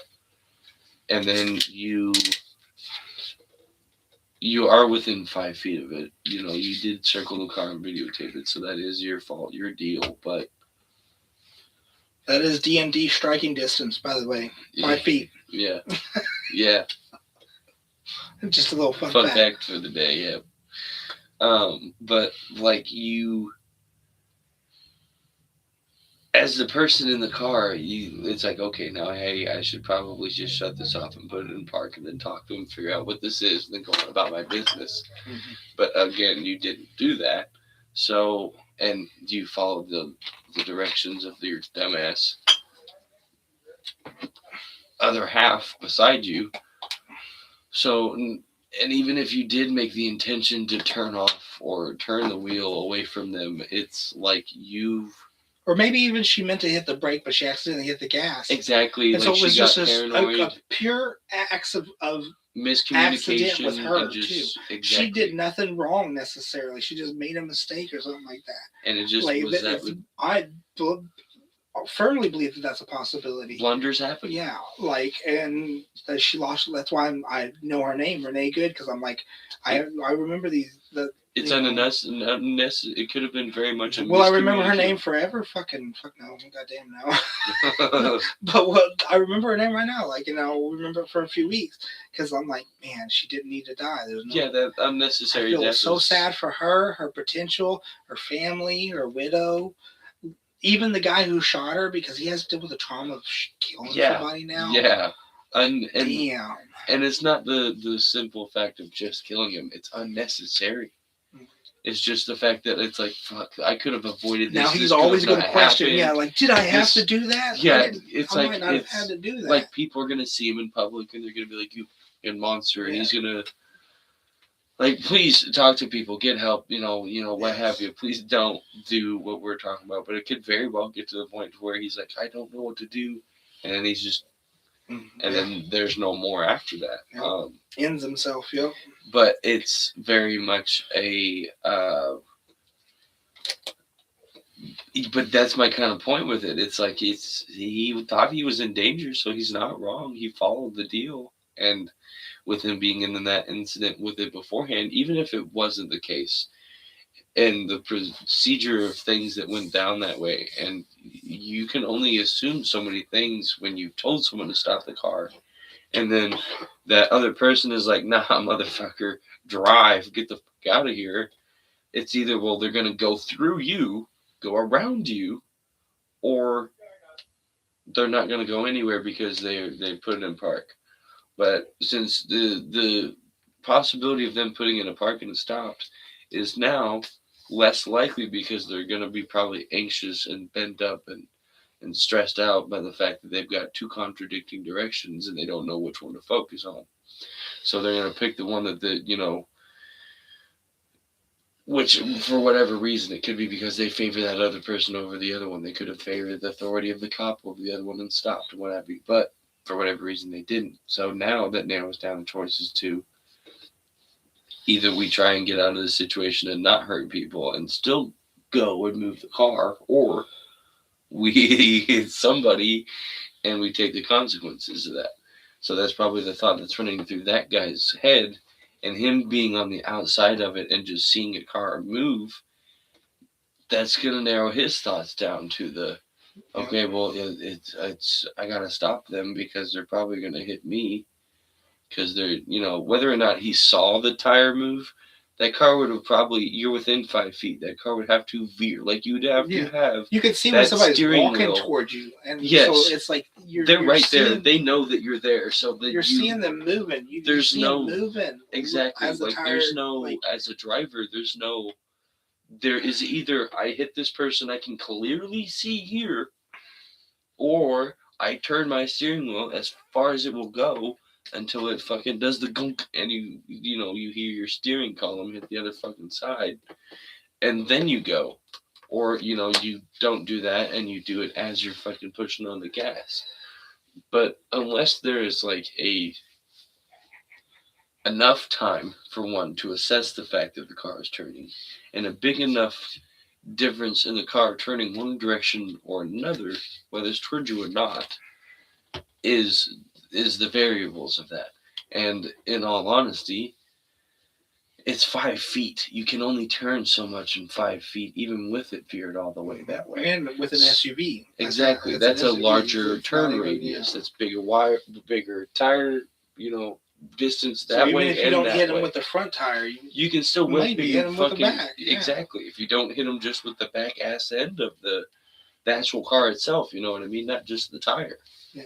So it's like in that situation, it's like, yeah, I would probably incapacitate the person or try to at least jump out of the way of some sorts.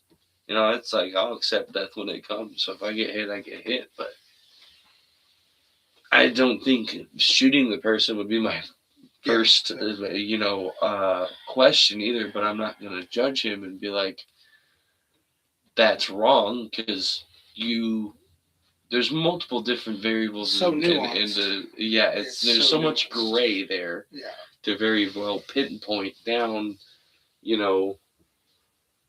whether that is right or wrong, because it's a cop. You have the tools at your capability. The thing is happening in front of you. You have to act quickly, or this person's gonna even if they don't hit you, they could go through a house. They could knock over like fucking street lamps. They could hit a bypasser on the sidewalk. It's this conversation does bring into like the argument against my theory here that I'm trying to push, that I'm trying to present. Is the argument against it would be some people just can't see fucking the nuance. They can't see the gray. It's just right or wrong. It's just right or wrong. It's just this left or right. That's black or white. But the theory that I'm wrestling with is that I think there might be two parallel universes that we're viewing it from. And this is supported by this video I seen where this woman was talking about this dress that I looked at and seen gold and white. And other people look at and see black and blue. Yes. I've seen both. Yes. So you're one of the few who have seen both, because the person who I seen the video from, Barry Stepp, pretty decent video. He just watches TikTok videos and shows his weird, strange shit. I get you. So you've seen both. He also has seen both. I was the era when it became a thing. I was when I was in choir in high school. Same device? For a while. Huh? Same device that you've seen the pictures on? Yes. Very much the same. Like they showed one picture of the dress, then they flipped to another, and then they flipped to another, and a couple of them were blue and black, and then here and there would be like a white and gold one. It would be the same picture. It would be the same filter or whatever. It just, for whatever reason, it came through like a different angle, and I don't know, but you know what I mean. Mm-hmm. So yeah, it was on the same device, same deal, whether it was the same post or it's interesting. What have you. Synchronicity there. Yeah. But I seen the dress and it was clearly white and gold to me. I only seen it for a little bit on the video, of course. Um, but this woman was talking about this, and she was like researched it, and was like, one of the theories was that our something in our eyeballs had mutated differently between one people and another group of people. And she was like, but that would have been random mutations that would have generated multiple different variations. There wouldn't just be white and gold and blue and black. There would also be green and purple and red and yellow, and There would be different yeah, versions of not necessarily color blindness, but a extra color yeah, spectrum. yeah. When people seen it, they would see a different variety of them. There would be more than just two. Right. It would more than just two scenarios of what being predominantly theirs. And so she was like, so I researched a little bit further, and one of them was like, well, it's the screen that it's viewed on. And she's like, but I showed it to multiple people on my phone, the same phone, and different people said different colors. Yeah. And then the Barry Step guy, he was like, I actually viewed it and I thought it looked blue and black as well. And he's like, and then I forgot about it. And then I was looking, I brought up my pictures, and it was like on the little thumbnail version of it. Like and he was like, no, and it looked white and gold then. And he clicked on it, and then it instantly turned blue and black to him again. And he's like, so I've seen it both different colors, and similar to right, you. yeah. Like there's been like the gal was even like with both of the same pictures, like the one that I saw the blue and black on it, and the one that I saw the gold and the white one on. She would show it to the other gals and the other people in the class, and some of them would also be like, "Well, no, this one's blue and black," or they'd be like, "No, this one's black and gold." And I'm like, that's what I see." But then again, she would show them those other pictures of that dress, and they would also, the person that was like, "Well, no, that one's actually black and blue," would also say all the other dresses are black and blue. So then I'm like, what the Why going are you on saying with the that? different ones? Yeah, of just the one that I saw that one with, and then not the other ones.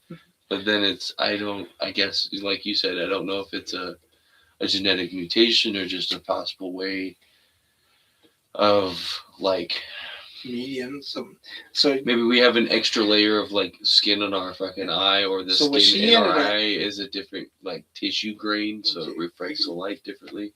Possibly Either way. any of these are possible. Like I don't actually know. Right. But I just thought it was more fascinating was her opinion was that it was actually a parallel reality thing, to where some people seen it one way, some people seen it another, because we we were we were born or originated from different realities that had meshed together somehow, and either split or were just still meshed together.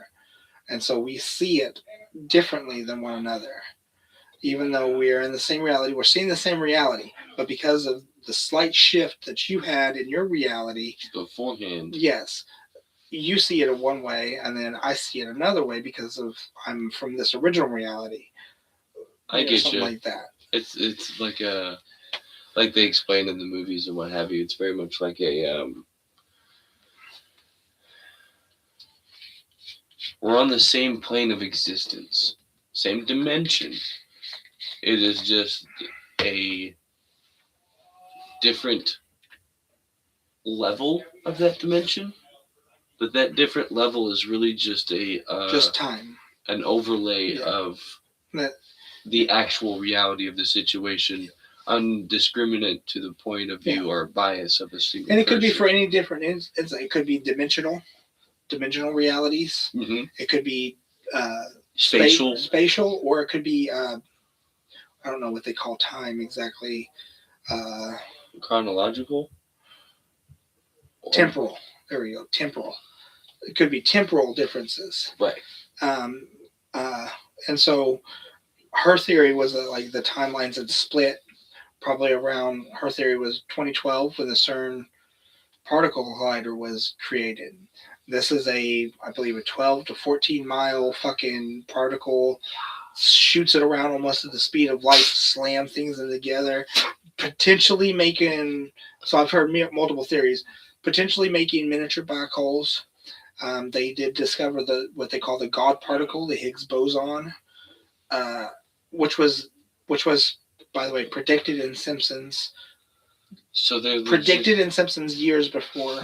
they're causing ripples in the probable again space time continuum. I would say, Yes. or whatever the space rides on. They're causing legitimate, just fucking whole ripples. And they're just like, fuck it, let's throw two goddamn ball idea bearings. is like or I've heard that they're summoning demon that's portals to demonic planes. The friction is causing heat, and the heat is causing. Because they have this weird statue in front of it that looks like Shiva, from the creator and destroyer of worlds. This is the one from the Hindus with the 8 arms and shit that. With all the arms that are just different poses with different weapons in them. Yes, that's a very he's like the Wukong of Hinduism. Yeah, and so he takes many forms. So this was her theory, and then the Renee Good video was either 2 days beforehand, and I picked it up the day after. I originally found the video a day after I seen this, and I was just like. So these are 2 different groups of people who are seeing this video and seeing it one way or another. Yeah. And then her theory of this brings in the Mandela effect as well. Have you heard of the Mandela effect? I have heard of it, but I have not. It has been a while to, it's like one of those, how often do you think about the Roman Empire kind of things? Gotcha. I've heard of it. I've read books of it, but I've not used it. Yeah. So I've been interested for a couple years, so I watch random videos about it, and I've kind of deep dived into it for a little while. So it's named off of Nelson Mandela, right? Because some people, like myself, remember that he died in prison. Yeah. And we were like that, okay, and then that caused a big change in West Africa, Chad. I don't remember which country, whatever country he was from. I can't remember. But it caused a big change because he died in prison, and he was this righteous character within the hierarchy. Yeah. Turns out, no, he didn't die in prison. He actually got out of prison, became the president of that country, and changed it. He was the reason for the change because he got out of prison. I remember specifically learning about it in school that he died. Yeah. Okay. Yes, I get you. So I have a name for these kind of things that I use. I call them. And other people may use this as well. Maybe not as. I've gotten it from somewhere, but I call these things continuity errors. Yes, yeah, I've heard that before. And it's very much like one of those things where, you think you thought. But I've only used it, heard it in the frames of movies. Yeah. To where the movie doesn't make sense because this. There's loopholes in the stories of the movies. Yeah. There's not very often you see. The most recent one was Stranger Things. When they were upside down, they had to have masks on in one of the earlier seasons, and now they were just walking around at fine in season 4, no mask on at all. Yeah, I they get were that. Running through it and everything, just breathing in all that weird spore shit. Or when you watch a cartoon and when you're watching Scooby Doo or what have you, and you realize that the part of the wall that's getting ready to move is the one with the heavier black outlining on it, and the rest of the shit. Yeah. Yeah, or a character, a movie that played on it real heavily was my first introduction to the epitome of it was the Men in Tights movie, the parody spiff of Robin Hood, and the Emperor in the movie. His little mole on his face that kept moving around his face every time he came into scene. Make sure your mic's on. Can you hear me? Hello? I don't know how long it's been off. That thing was off. So my mic had shut off too. Mine is also shut off. We hear now? Yeah, I'm hoping that it just picked this all up. Oh well. I've been looking into getting better mics. I've already looked ones that I think will actually go into the laptop because the laptop's still plugged up, so it's charging good. But this will take care of that issue to where we'll actually have some. Whether it's just one plug-in one that's just kind of sitting here on the. It's going to be mics that you'll have to actually hold. It won't be a clip-on. I get you. Yeah, it'll be a stand, an actual mic. Or I'll just have to fucking get a table or. Whatever the fuck you would choose to do within the next few months, figure it out. Oh, I get it. But the one that I'm looking at too has a soundboard to it and everything Oh, that'll you go to should. the. So then I'll be able to like adjust fucking whatever, maybe make some noises. Who the fuck knows I what get you. else? You Set know? it up to where the Yeah. keybinds or a certain Because noise like, effect, or because like this is something that I will continue to do. Um, whether like if I decide to not do this, yeah, and then probably for the rest of my life. in all honesty, I can't imagine not wanting to do this anymore. this is like a good side hobby. I think if it Yeah, doesn't actually become you like get into all something, these little things, and my it's like a diary. you know when an interviewer asks you, what do you see in 5 Okay. years? I see in 5 years YouTube being able to give me an extra 50% income. Honestly, like I believe that we with this, the whole concept of like the audience, we have the ability to definitely make something that can make money.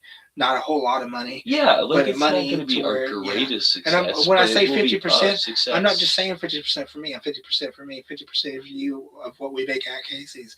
So that so it'll be a whole extra person's income coming in. Yeah, Because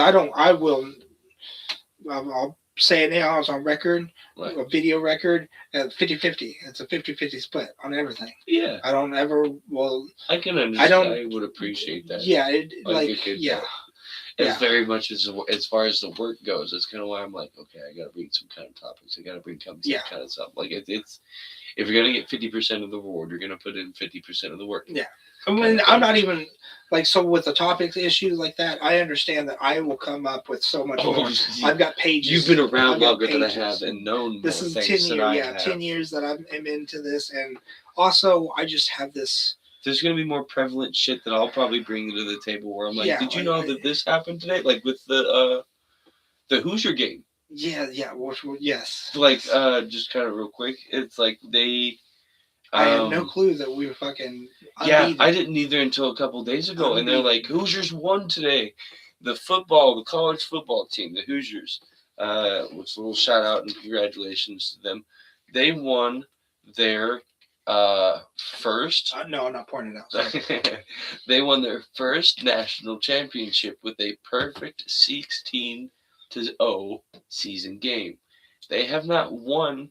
I've gotten 2 variable years on this, which either way is a long ass time. Yeah. All right. Since their founding, either way, right? I'm pretty for sure. Like this is their first championship. Like they might have won a couple, I think. But in all honesty, I do believe it has been since the founding of the team. Or maybe it's like their first undefeated record. Is it their first undefeated record or is their first championship? It is their first championship with a perfect season. Okay. So the games within the season, that, but they this actual, everything. Yeah, their actual season, like you know how the Red Sox had that curse where they wouldn't win the World Series for 7 years, and then when it broke, they won the World Series for that year. Yeah. Well, that's kind of like, I don't really understand football a whole lot, but like the Super Bowl for national football, they have that for college football. Okay, gotcha. So they won that. So for this year, they won the season of games, the 16 games that they won to get to the championship at the end of this year. They won all those games without having a single loss. Okay. And then, like years before now, like the Red Sox, they have not won a championship game since 1945. And like I was telling him earlier, 20 years from now, and that would be a full 100 years. 80 years, yeah. 80 years they were. 80 years without winning a game. That's a lifetime. All right, That's listening. 2 lifetimes. Yeah, like I was listening to the Bob and Tom show, and they said that's 2. That would be 2 lifetimes and a little bit. Yeah, like they were saying on the Bob and Tom show, which I didn't even know that we had football in fucking 1896. Should be 3 of your lifetimes at this point. Shit, legitimately 4. I'm 24, so we'll round down to 20 for the sake of neat math. 4 people. Yeah. 4 motherfuckers. Yeah. And like that's how many games that they haven't won. You imagine how many teams that they've had to go through and pick they've just been sitting and fucking just shuffling people. They're like, no. And like I don't know if they have this in like Pokemon, or I know they have it in maybe some gambling games, but it's called Mulligan. Oh yeah, It's we basically do. where you don't like your fucking hand at the beginning of the game, so you're like, yeah, fuck you, We do. shuffle that shit back in and give me another one. So I've been playing. PGA Masters or whatever, and Mulligan for that is if you don't like your shot, you can retry the shot. Yeah. I don't play with them because it's too easy with a mulligan. I get it, but it's like Yeah. there's sometimes Yeah. you're like, okay, fuck it, I'll. That's how it was like A with thing Magic that I would the love to Gathering do. on the phone that was that way, and I'd love to do, and maybe in a future episode, this would be something that'd be fun to do. Get me and Hunter out there on a golf course. We're just we're doing the same shit, same exact shit that we're doing, but we're also golfing and just like fucking cursing the goddamn balls. yeah, like get we're us not going the right way and shit. get us in the like most widest scenario ever, and then we'll just kind of like not be white. Yeah. I mean, we will. But I'm definitely gonna be the person like, dude, you see those guys in their fucking khaki shorts over there? I think I can see his boxes from here. And I was pitching another deal about the Bigfoot scenario earlier. It would be awesome Like to be able to go us to as see the first Bigfoot. episode. Like what? Let us go to see Bigfoot. Yeah, like We're or like- that too. But We're like I the would, pilot episode. I would love to be able to go see, like, go hunt Bigfoot, and just like, cause I'm running from a ghost. But if I see a Bigfoot, here, hold the camera. I'm gonna go chase it real quick. I want to be. If it doesn't kill me, I I'm want to be there. capturing Yes. it. We're asking even it if questions. it does kill me, I don't care. That's okay. I'll be in Bigfoot's first porno. He'll be raping my ass in front of the camera, and you just be like, "Damn!" They'd be like, Just- "Oh my gosh!" And then he'd be like, Bigfoot's "Big old proven. monkey man pressing my dick." Bigfoot's proven true. You know, like it would. You know, He has needs as well. the future is open. Yeah. So who knows? What the Sass fuck life matters. You heard it here first. Yeah. Sasquatch life matters. We'll get him guys. signed up in OnlyFans. Show your feet, Bigfoot. The second picture, third picture in his bio is just like my hand like this with a bunch of Sharpie marks on it. Like, that's his foot, and I'm like, no, this is his foot. And then the next picture is just his fucking hairy ass meat hawk. Yeah. He's like, these are no shoes. These. But fuck, where were we at? Were you talking about the game, the win, the mathematics of it? Yeah, like so. And the other, I do have to take a piss though. The Bob and Tom show I was watching, they were like since 1896 is I guess what their source was saying. Shut off Again, who was right and who was wrong? That is not necessarily my specialty. Yeah, exactly. But I know for certain when I looked it up earlier, it was 1945. So like that's like at some point you just got to be like, maybe it's not our thing, guys. Okay, that's on there. Maybe we should stop the funding for the football team. Make sure your mic's on again. Yeah, I did. You said something about it. And I looked down. Something down. I think it's dying. Who knows? It probably was on for like 5 minutes both times. So we've just been going off the fucking computer. Like for there's probably like an hour and a half of this audio, if not like. And we may just have to cover all these subjects again at one fucking point. Who knows? So bad. You're good. That's how I felt earlier. Honestly, I think we're getting to the point. Oh no, he may have more stuff. Oh. God dang.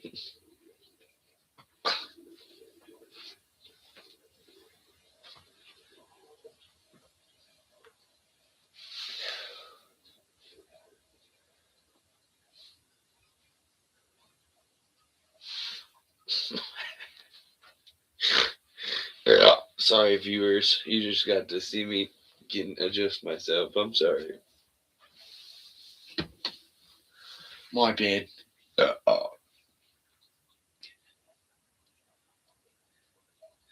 I didn't mean to just grab my pecker. Thank you.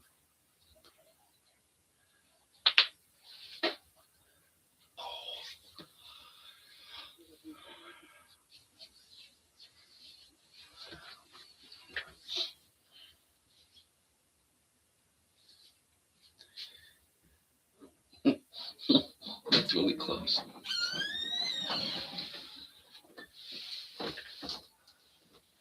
Dun-dun-dun-dun.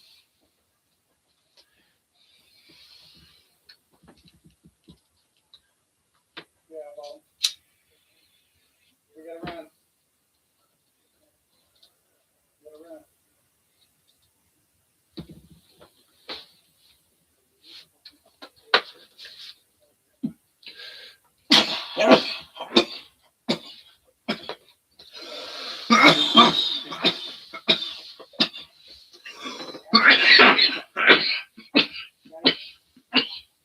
Please not by us. Do what? I'm talking about my ammo.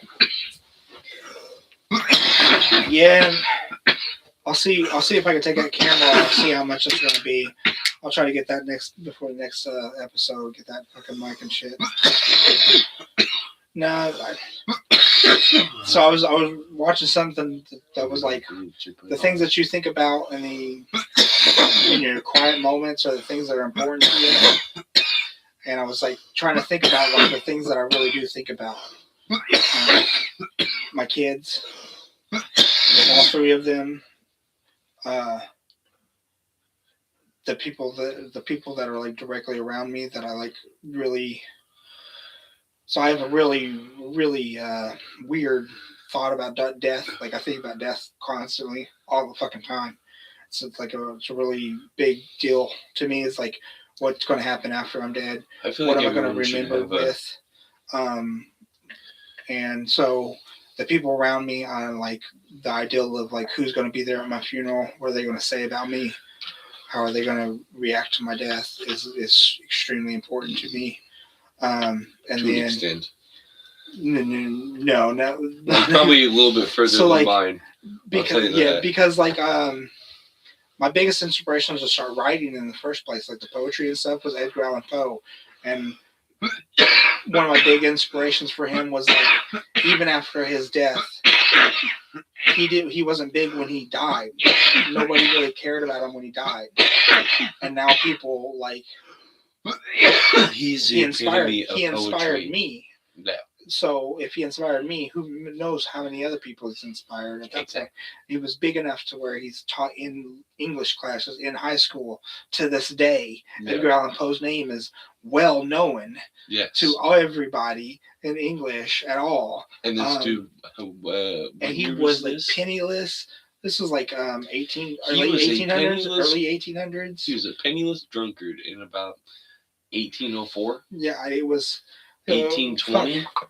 I forget we have a fucking robot in our hands. Yeah. Let's look up Edgar Allan Poe. It could be very wrong, death. But I do believe it was very early 1800s. Yeah, I don't think it was even 1900. For sure, it wasn't 1900. I don't think it was 1850. No, I don't want to ask Gemini. Shut up. I'm asking ChatGPT, bitch. I really think it was around 804. Jealous ass. Look at it. Gemini trying to jump in there. I'm trying to ask ChatGPT something. Gemini's like, no, I can answer it. Bitch, shut up. I didn't ask for that right now. I didn't ask for fucking... Don't be a pygmy girl. Everyone hates a pygmy girl. Well... Everybody hates a pygmy dude. No, I've been in one. And they hate you, so you just got to be a real. Like there's clingy. That's the thing. Like there's. Hey, I want to see you today. I don't want to spend time with you today. And then there's. You were gone 5 minutes ago. Let me just. Have you been thinking about me? Yeah, I just left your house. Have you been thinking about? Yeah, like yeah. I've been. I was asked. You went to work. I'm gonna call you to make sure you made it to work. It's a 30-minute walk. Well, it started out as an hour and 45-minute walk, but I quickly assessed my route and got it to where it was 45 minutes. 30 to 45, depending on the day and the heat. 49 is when he died. What year? 1849. 1849, yeah. So I legitimately just 1809 to 1849. If that was a bet, I would have just barely made the money. Yeah, and so like But yeah, like it's And so like the ideal of like what do I going to leave behind?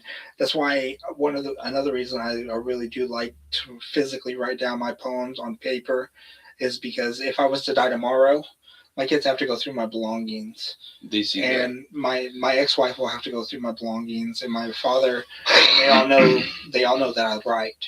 So they're going to go through my notebooks. They're They're going to gonna see see they're those. going to see who I was as a person in this aspect of like beauty They see and you, and then they rhymes, and then see the inside of your yeah. thoughts. And They see another the reason why I intricacies, wanted to do this so badly, and that I would love to do this, is because intricacies, say if I die in 2 years, I have all these videos, and my kids can go back and be like, "Who was my dad at 35?" intricacy. Intricacy, yes, Yeah, intricacy of the person, I knew yes, the fucking yes, word, but I couldn't. I couldn't.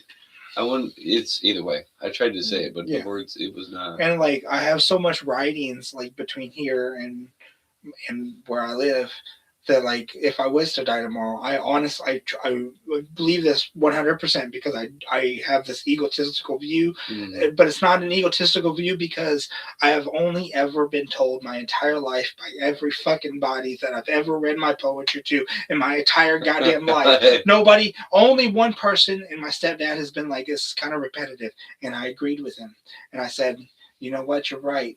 I've changed it up a little bit since then. I do change it up a little bit. Is it still repetitive?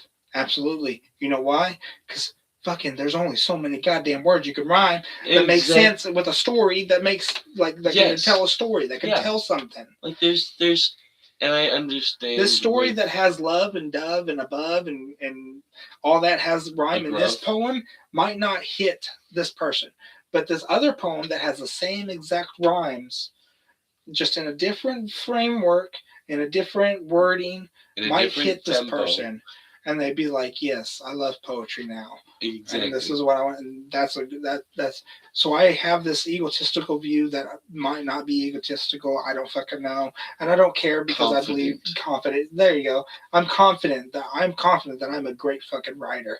There you go. You When it comes to poetry, I am out of everybody I've ever met.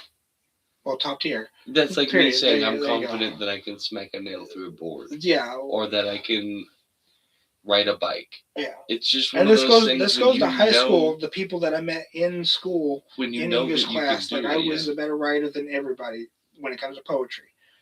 Every one of them. There, I never met anybody who's been better at poetry. I have met people who have been good at poetry. I know Really, I have. my way around words. If you gave me a minute, I could write a poem. Yeah, But as you can see, there are some times where it's just you. I'm better with my hands and making shit happen than I am yeah. telling people And there you go. about things And see, happening. there's the trade off. You know what I mean? It's the Comes to working on a vehicle, you're 10 years younger than me. 150% more at least than I do on working on a vehicle. My I dad don't knew know more what the than I fuck do. I'm doing when it comes to that. And that's more, Right. that is more actually usable in real life than poetry. Like, But putting those ideas across, being able to make somebody understand that and see that and yeah, imagine that, putting that picture in that person's head to be able to get them to understand and get on that same page with those people is just as valuable sometimes as having that person that just knows that information and being able to make it well, happen. it's all a relative spectrum. Point of Like view of if who finds what yeah, valuable. like if say you go to a you want to make $1 million deal in a record company or like a music industry, what's more useful, being able to work on a vehicle or being able to write? Well, Exactly. being able to write, that's going to help you. If you want to write a book or whatever, or express thoughts and opinions, That writing. kind of But that when it deal comes is to gonna like, make that do you want to get to fucking point A to B to make sure that you can actually take care of your kids, your without wife, your yeah. house, without having to like pay hundreds of dollars to somebody else to do the same shit that you can do in a couple hours? For less than that, Yeah, yeah. and save that money and actually use it towards your kids or whatever. For plumbing So, or whatever issue you can not fix can yourself, can writing provide? Can writing? So facilitate if a that. hundred, say there's 100 people, right, and all 100 people know how to write, Right. Right? Are they still going to be able to feed their kids in a job economics? 3 of them, maybe. Yes. Maybe. Right. Everybody knows how to work on a vehicle. Can they be able to provide for them? Well, they can definitely make sure that they've got a vehicle. They can make sure, they can get to a point or a place where those things are and readily available. There's going to be a whole lot more of them who are going to be able to get a job working on vehicles. Right, and make money in vehicles. Yeah, you're talking about 30 of them, 35 of them who know how to work on vehicles are going to be able to get jobs working on vehicles. Yeah, out of the 100. So even that's like that's so much more than just a 3 out of 100. Like, and that's only because back in the day, it used to be to those points where they had to have those specialists, where it was 3 or 4 people that could only get through. Do you know how to shoe a horse? How many people knew how to shoe a horse back in the day? It was 35 to 40 of those people got jobs versus the 3 or 4 mechanics that knew how to work on a Ford Henry or whatever. And it'll probably get to the point like to now or soon after now to where entertainment becomes that industry of where people are able to not necessarily come in and just blunder and make a bunch of money, but it is a very it'll become a lucrative of an industry where it is not so you got to have a specific set of talents to be able to do it. Showing your humanity is going to be bigger and bigger in the industry of art and of entertainment and art like that in a sense. Yes, because AI is going to start taking over, start coming out producing stuff, and you're going to be like, is this AI or is this really her? Is this really a person or is this AI? And then if you can actually show that you're human with these, and that's why, like, if I ever did want to sell my poetry, I want it to be photographed. Like, I want the papers that I write it on the actual paper that I write it on to be photographed and put into a book, because I want them to see that, like, this is where I made a mistake. This is the 2 words that I made a mistake on. This is the sentence I crossed out because I realized it didn't work with the rest of this afterwards. I want to show that humanity or that genuinity, that flaw, that thought process.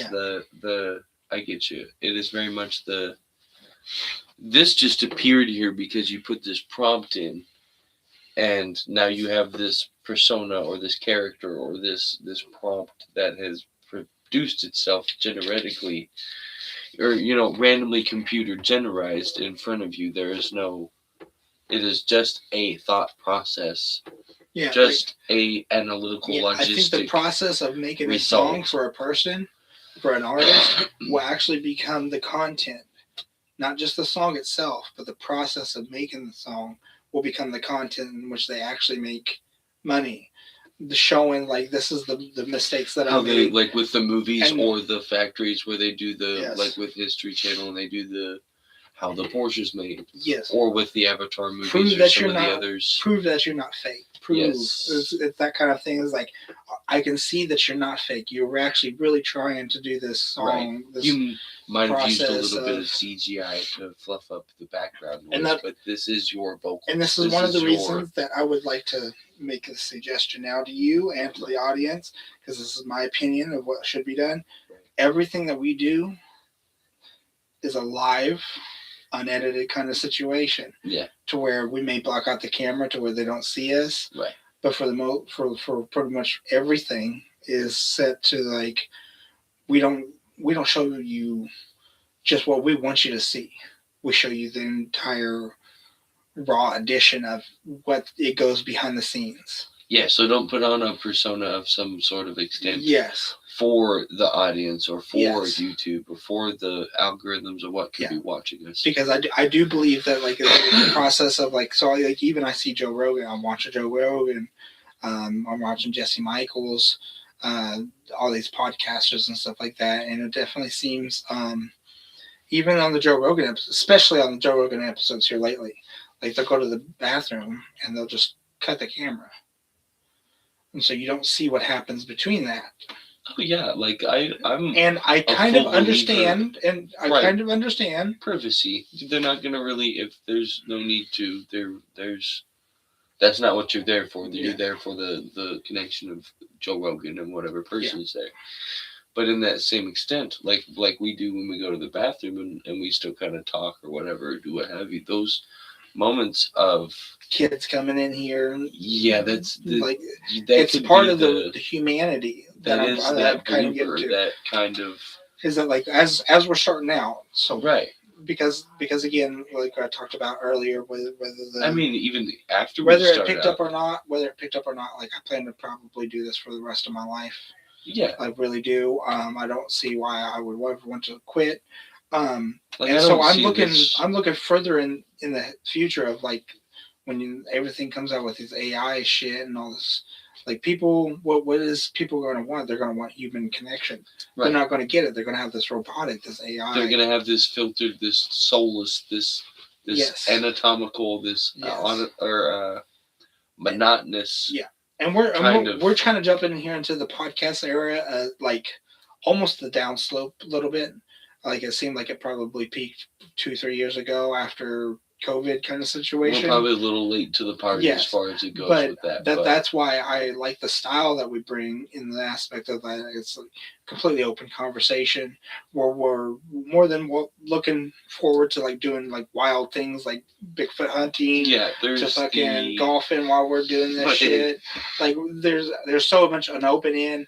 Definitely looking forward to getting other people into the situation. right. It is very much a Yeah, and like it won't stay static the way it is. We'll get a table, we'll get some mics in. scenery will change. Like yeah, Things will be we'll different. definitely like When we do what yeah, we're talking no about, matter what possibly happens, that'll be that kind of change of scenery as I've well. I've talked this. Yeah, thought the same thing. It's like it makes it It's so much easier for that situation. as well because Um, it's yeah. yeah, like it. So things might change and everything, but the fact that we bring into this live Persona. we make sure that anybody we bring in, we explain to them, look, when we go live, we there is no pause, there is Yeah. no stop, there is no oh I want to take that back. No. This is like You said it.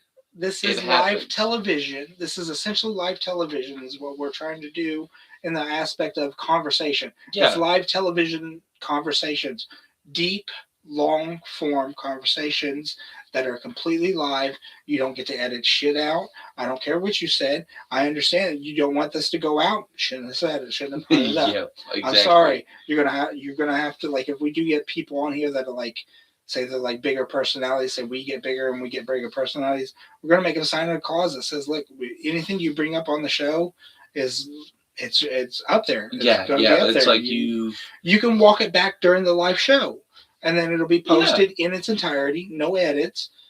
We don't. You may have screwed up and said we it, don't but do even clips. after that point, you can realize that. We don't like, do look, clips. We don't do none of that shit. Expand or explain or backstep or whatever you need to do to give yourself that closure absolutely, with yes. that. But it's like you. Yeah, like earlier, like I was like, oh my god, I brought up her name and I felt so bad.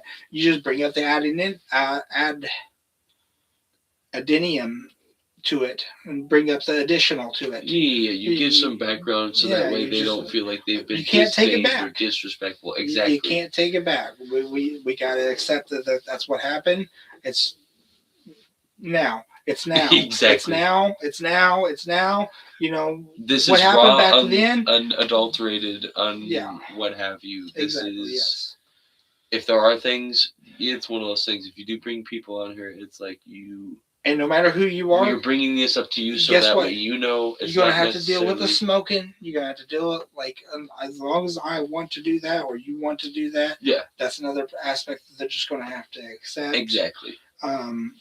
This is going to be real as it can fucking be, pretty much. Well, I mean, it's not like we're going to sit here and, like, as we're talking to you, fucking, like, blow it down your throat. You know, we can, you can let us know and be like, hey, I don't do that, and we'll be like, okay, well, we can step out, or you can go pee real quick, whatever, while we're doing it. Oh yeah, yeah. Like, there'll be workarounds. Just because it's something that you're gonna have to deal with doesn't mean that we can't be nice. And compromising. Exactly. Yeah. But in that, it's like very much so where it's like we. if we're not going to change our ideologies of the way the world is now, or the personas or people that we, and just so you guys know, I don't usually use these many words with this many variables, or like explain myself to an extent on some things. And there will be very much some days where I don't talk as intelligently as this, but in the same extent of it, like we said before, it's like what happens happens. What we say is what we say. It's there's you the consequences come with it as they may. So it's Yeah, this is the forewarning for the people that we may or may not have on here, or the people watching this, or what have you. It is a it's if you are a guest with us, it is you are going to have to. If there are certain subjects you want to stay away from and what have you, you're either going to have to let us know beforehand, or just be careful enough to not mention whatever it is during the conversation. Yeah. It's, or if it comes up during conversation, it's like, well, we won't talk about this or what have you. Yeah. We can't. And then it's like, okay, well, we'll backstep and we'll find our next topic. Because we're gonna if we invite you on here, we want to have a conversation with you. It means that if you get to a point where you don't want to talk to us, we don't want you to run. Yeah. We don't want you to leave. Like we want you to stay and have a conversation. It just may not be around that little nugget of subject that you got. If it makes you uncomfortable, whatever. If it's like we're not gonna push that extent of it. Just because I'm completely open to everything. Like I could talk about anything and everything. Ask me a question and I'll dive into it. And it may be uncomfortable for me. I may get red in the face. I may be like, oh god damn, I'm a fucking retard for whatever I did. But when it comes to like my past or what I know and everything, I'm okay to delve into it all. Not everybody's like that. No, I understand that. There are some. That's fine. Like there are. Yeah, it gets to where not necessarily that, but it is. I may ask you why. I may get into the question of like, why is it that you don't want to get into that? Yeah. But even if into the question of why is part of that nugget of things that like I just can't talk to it. I can't talk to it. Then I'll be like, okay, so then let's go on to the next subject. Yeah. I've got to. Again, I got a notebook full pages. We've got all kinds of full of fucking notes of things that I can talk about. I have ADHD, so I have so many thoughts half the damn time. I don't even have enough time to put them down on paper. So it's like, it's not like that's the only thing to talk about in the world is that thing. But we could fucking talk about feudal Japan. Feudal Japan. Let's talk about that has nothing to do with anything. Like so. Shout out to Blake. We could talk about fucking like why the Templar Knights are way fucking better than samurais. Okay? Yeah, so we could go anywhere. Like it doesn't matter. Yeah. We could talk about why velociraptors are more efficient, faster hunters than T-Rexes. I don't, like. Whether that's true or not, I don't fucking know. But like that's the. But the fact is, that we don't. We can turn around and talk about why our dating one subject that makes you uncomfortable. We can go somewhere else. Yeah. But I do understand that if you do bring up a subject and you do say something, you have to accept it. It is called curious, unapologetic men for a reason. Not because we're not going to be like sorry for things that we might have done or said. It's not has nothing to do with that. It has to do with that. We're going to be unapologetic in the fact that it happened. It happened. Yeah. Accept it. Move on. Or like readjust your point of view about it. Or address it and be like, yeah, that was wrong, but it happened and now I'm better. This is why I'm wrong. This is a lesson that I learned. Yeah. The unapologetic is just like we are who we are. Yeah. We say what we say. Not because we may be wrong. We may have said something wrong. That's okay. We'll either adjust or we'll be like, well, this is why we're right, actually. And I always say, when people ask me, it's like, and granted, I feel like anybody after the age of competently, after the age of 23, 24, not just because I'm that age, but it's like, I feel like in past, once you start drinking. Maybe possibly because you're about that age. But like. But for the most part, I get what you're saying. You're trying to do an objective thing. Like 21 to 25. Like subjectively, I feel like I'm old. Objectively, I'm like, now I'm 35. I'm not really that old. Right. Subjectively, I feel like I'm old. And I would be like, subjectively, I would say, as soon as you take on the responsibilities of your younger self, doesn't matter if it's 2 months ago, or if it's 6 years ago. Yeah. Well, as soon as you take on the responsibilities of your younger self, that makes you old because you're now taking care of a younger version of you, and that makes you old. That's my own personal opinion, but I could argue, and it could be argued 45 to 50 is kind of old. You're getting to the point to where you're halfway 50 through very your much life. is exactly like You're everyone like is to the supposed point to to live where, to yeah. 100. So if that's the case, then half your life expectancy, the later half of your life expectancy, is going to be spent older. Um, I forgot where I was going with that. What were we talking about before that? Fuck me. Um, uh, They deal with this too. this is the other part of ADHD.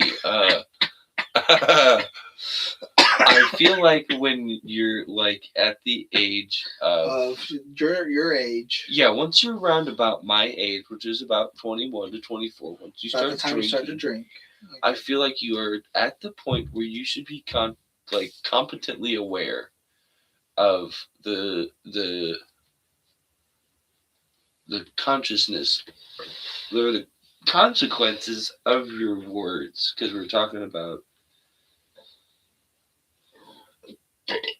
words and ideas. being apologetic for what you said. Yeah. It's like you are fully aware of the consequences and the things that are like you say. You and I again, most people may not be observant, may not be as watchful, may not be as cautious as I am with words, or just in general of like how I tend to try, and I'm more so when it comes to words, I try to take care and procedure to articulate a specific thought and or image. Some people call it mansplaining. That is fine. The majority of my life, I've been silent because of this. I'd rather watch a little bit of explanation about like why I talk so much now is because literally until about a year and a half ago, at the most, I was so quiet. I kept to myself because I felt like if I talked about the things that I wanted to talk about, people were looked at me weird. And like it was stuff that they didn't really care about. And so I was just like, so if they don't care about it, then it's not important. And if it's not important, then why bring it up? Exactly. And now I've realized, like, if it's important to me, it's fucking important.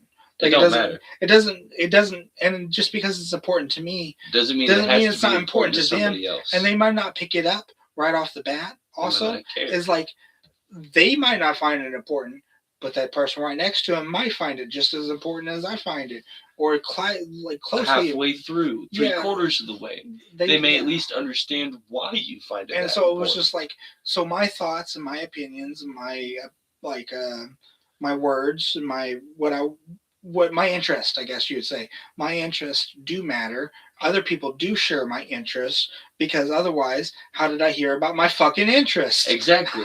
Exactly. So it opened me up to, like, I've had all these years of being quiet because I don't want to say what.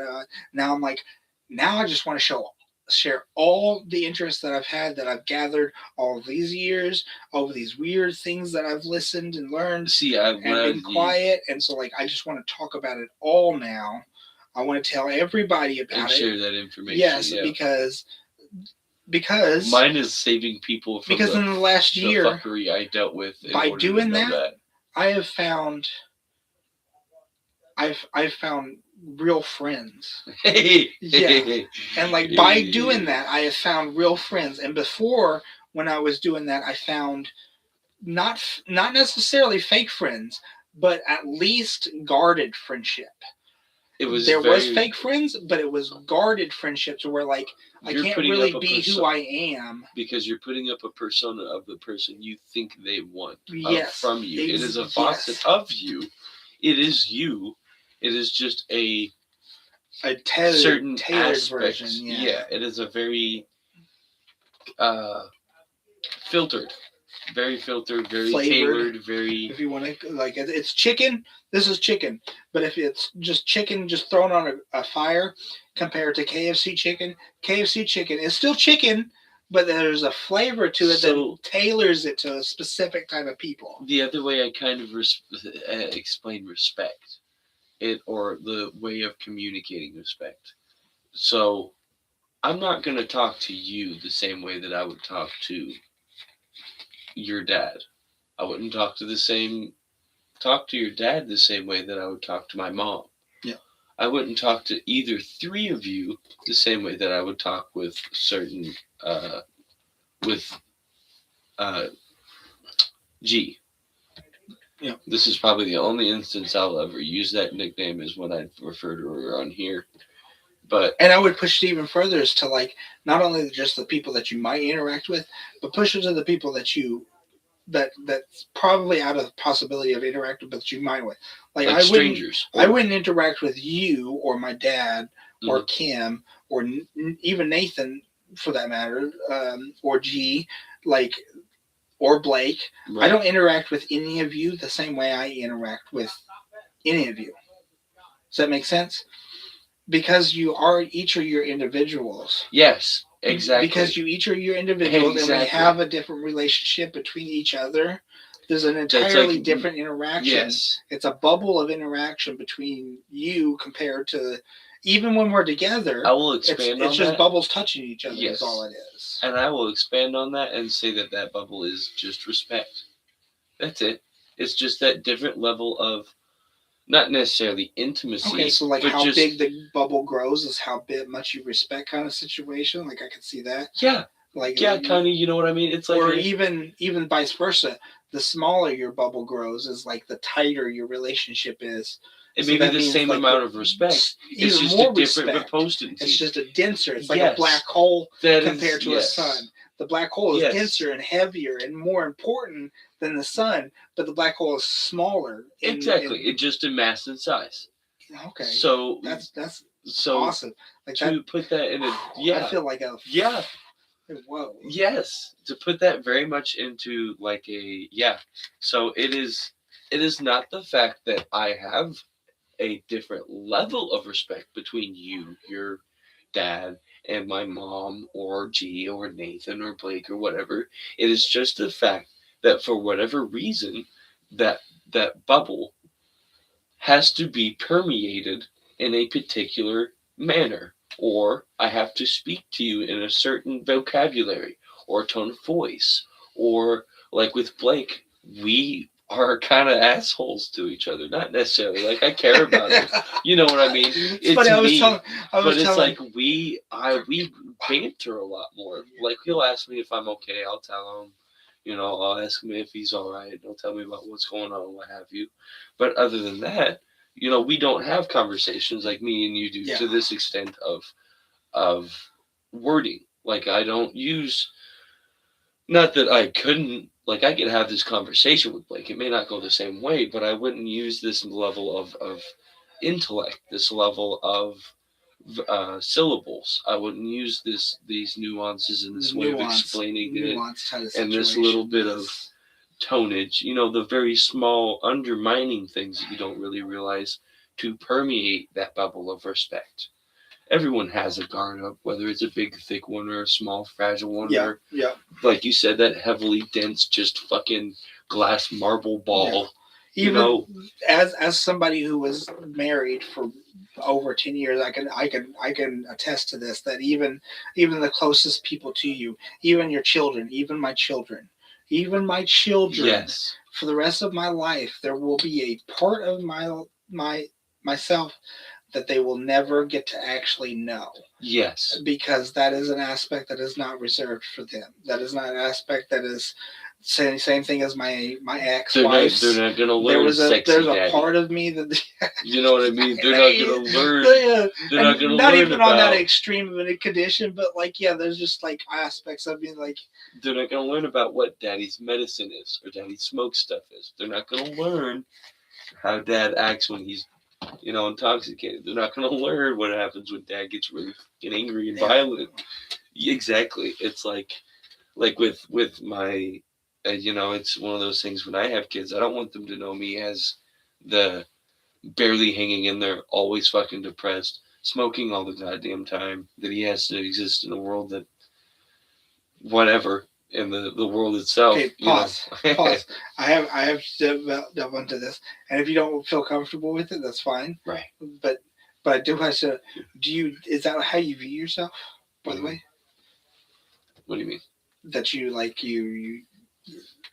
what you just as described yourself as. You don't want your see your kids as. Yeah, yeah.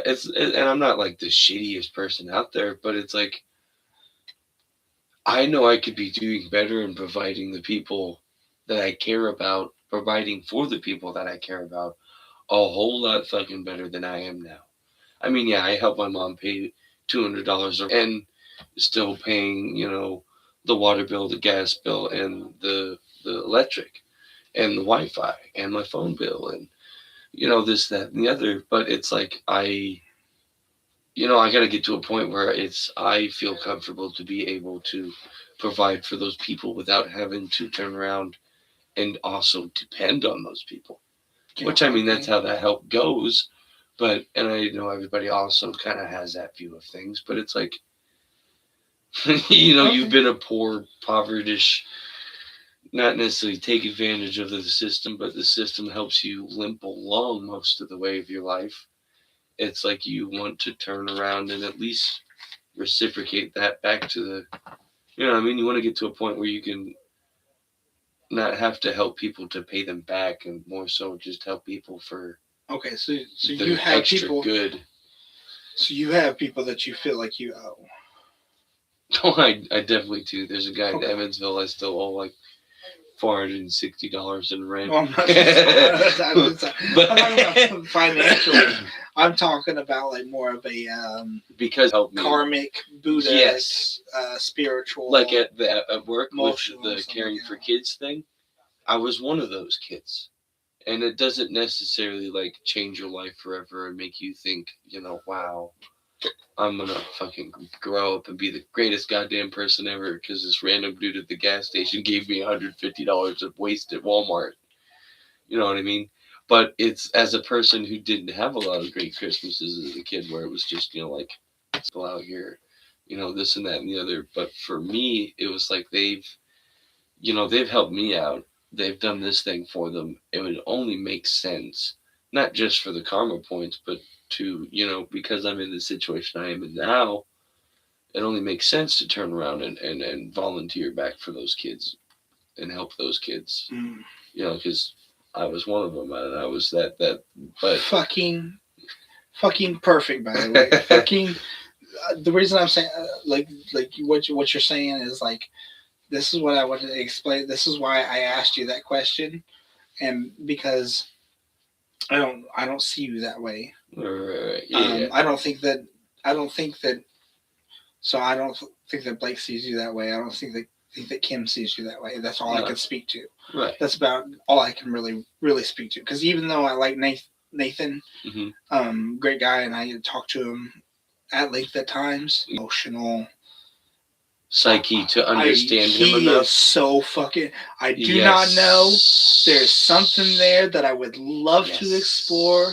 Sorry, Nathan, if you're watching this, but there's something there. It's not a judgment or no. In fact, it's a fascination. Yes, I would call it a fascination. It's like when he you is so put together, and yet there's something in there. That Russian doll. There's something in that Russian doll. There's something in one of those little caves. When you find the guy, something I would love to explore. Like when you find the guy, or you watch those horror movies, and at the beginning it's like a Mr. Rogers looking motherfucker.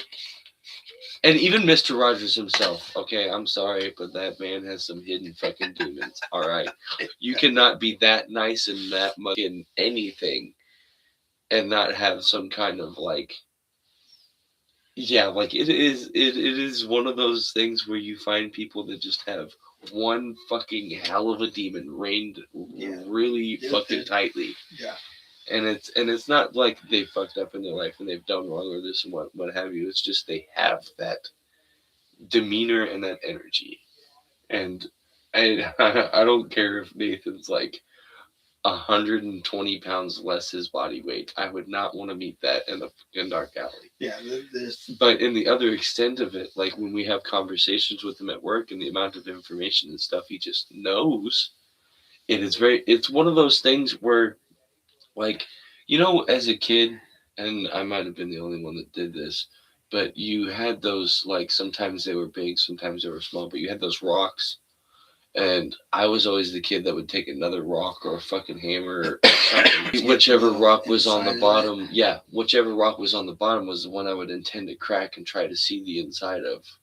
But you know when you find those like geodes, the actual like really really pretty ones where it looks like a fucking like it came out of a dinosaur's ass on the outside, like it's just brown and dull and shit.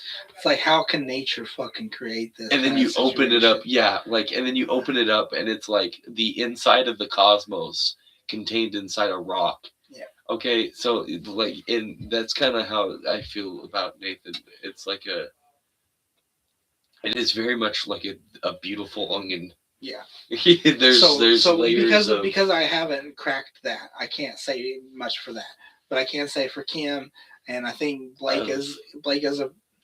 I love Blake, and I would like literally fight. I would literally alongside him for him. Yes, for sure. Yes, like we swords drawn against guns. Let's go. I don't give a shit. Yes. I love the guy. He's a very shallow onion. I would have to. He does not have very many layers. Yeah, yes. And if he does, it is so well hidden that I don't even think about. I don't even know it exists like I do Nathan's. And the poor thing. And that may be possible because I kind of understand his past. The fact that the things that he's had happen, he's pushed it so far back, he doesn't even know. Yeah, that's a very sad thing. I'm like, that may be one of the aspects where I'm like, I can see enough of that glimmer of what's underneath there that maybe he doesn't even know, that I would be willing to draw swords and die by gunfire, no problem. Like Last Samurai against the fucking Japanese army. Let's do it. Most definitely, he gives me a very like, but he gives me a very like simplistic, just energy. It's not that he's not like, he doesn't have thoughts and he's not smart and what have you. Oh, no, he definitely... He has some... If you give him a computer, he is all over that shit. I have definitely... And not even just that, but like morality and politics, I've picked up enough of him to where I can see that me and him are kind of a little bit of different sides of the coin a little bit. And now I can see that enough to where like he was very much anti-Trump. And I've been pro-Trump, and it just seems like every single time there's a second term for a president, you just realize, oh, they're the fucking same. They're the fucking same. Obama, same thing. I was like, Obama, all right, you're doing good. The second term, God, saying you're the fucking same. Trump, all right, you're the second fucking term, you're the fucking same. We're starting wars now? Oh, great. But he's been very anti-Trump, so he may be right. But being the fact that I also believe that he was kind of pro-Biden, pro-Kamala, shows to me that, like, oh, no, it's like a tribal thing as well. And maybe he just doesn't... Biden didn't get a second term. If Biden got a second term, maybe he would have been like, oh, Trump fucking Biden sucks too. Biden sucks ass as well, you know? Like, I don't know. But I could definitely see there's enough there to where I can see that he's got thoughts. Not just... It's not the highest, like, functioning one, but it's a soul with a lot of capability, capacity. And all this is really just to say that, like, what I do know that Blake and Kim do see of you is not what you portray. No, so, I'm like, always going to have a and then you brought up self-esteem than other people will. You brought up this aspect of, like, I'm very humble to my you own want deal. to, like, you have this hope, this someone even some could I don't know if they would, a naive belief that, like, you can change the world for the better. you can help the people who helped you, right? And I would disagree with naivety, because I also do. This is why I give flowers out at my job. I give flowers out to just random women. It's not just because, like, some of them are old and not some of them are bigger and they're not. That's not what I'm pursuing. No.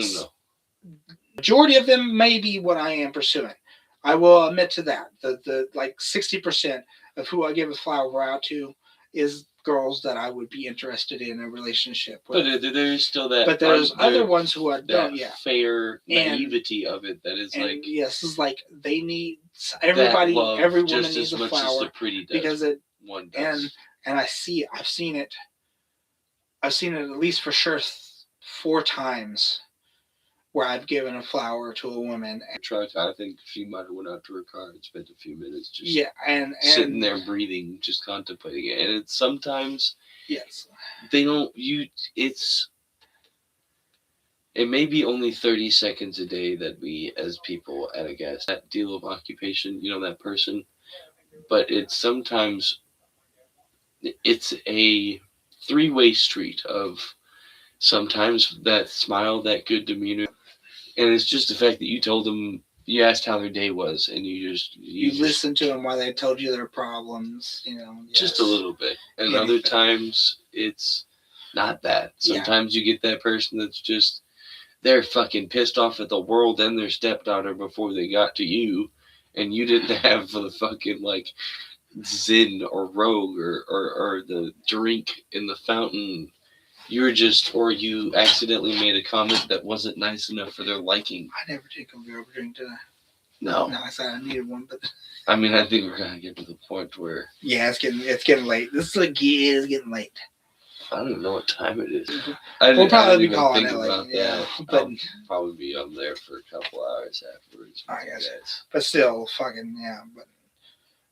But yeah, it is. We went on quite a bit of a tangent with that, but it's. So we'll have to definitely try to.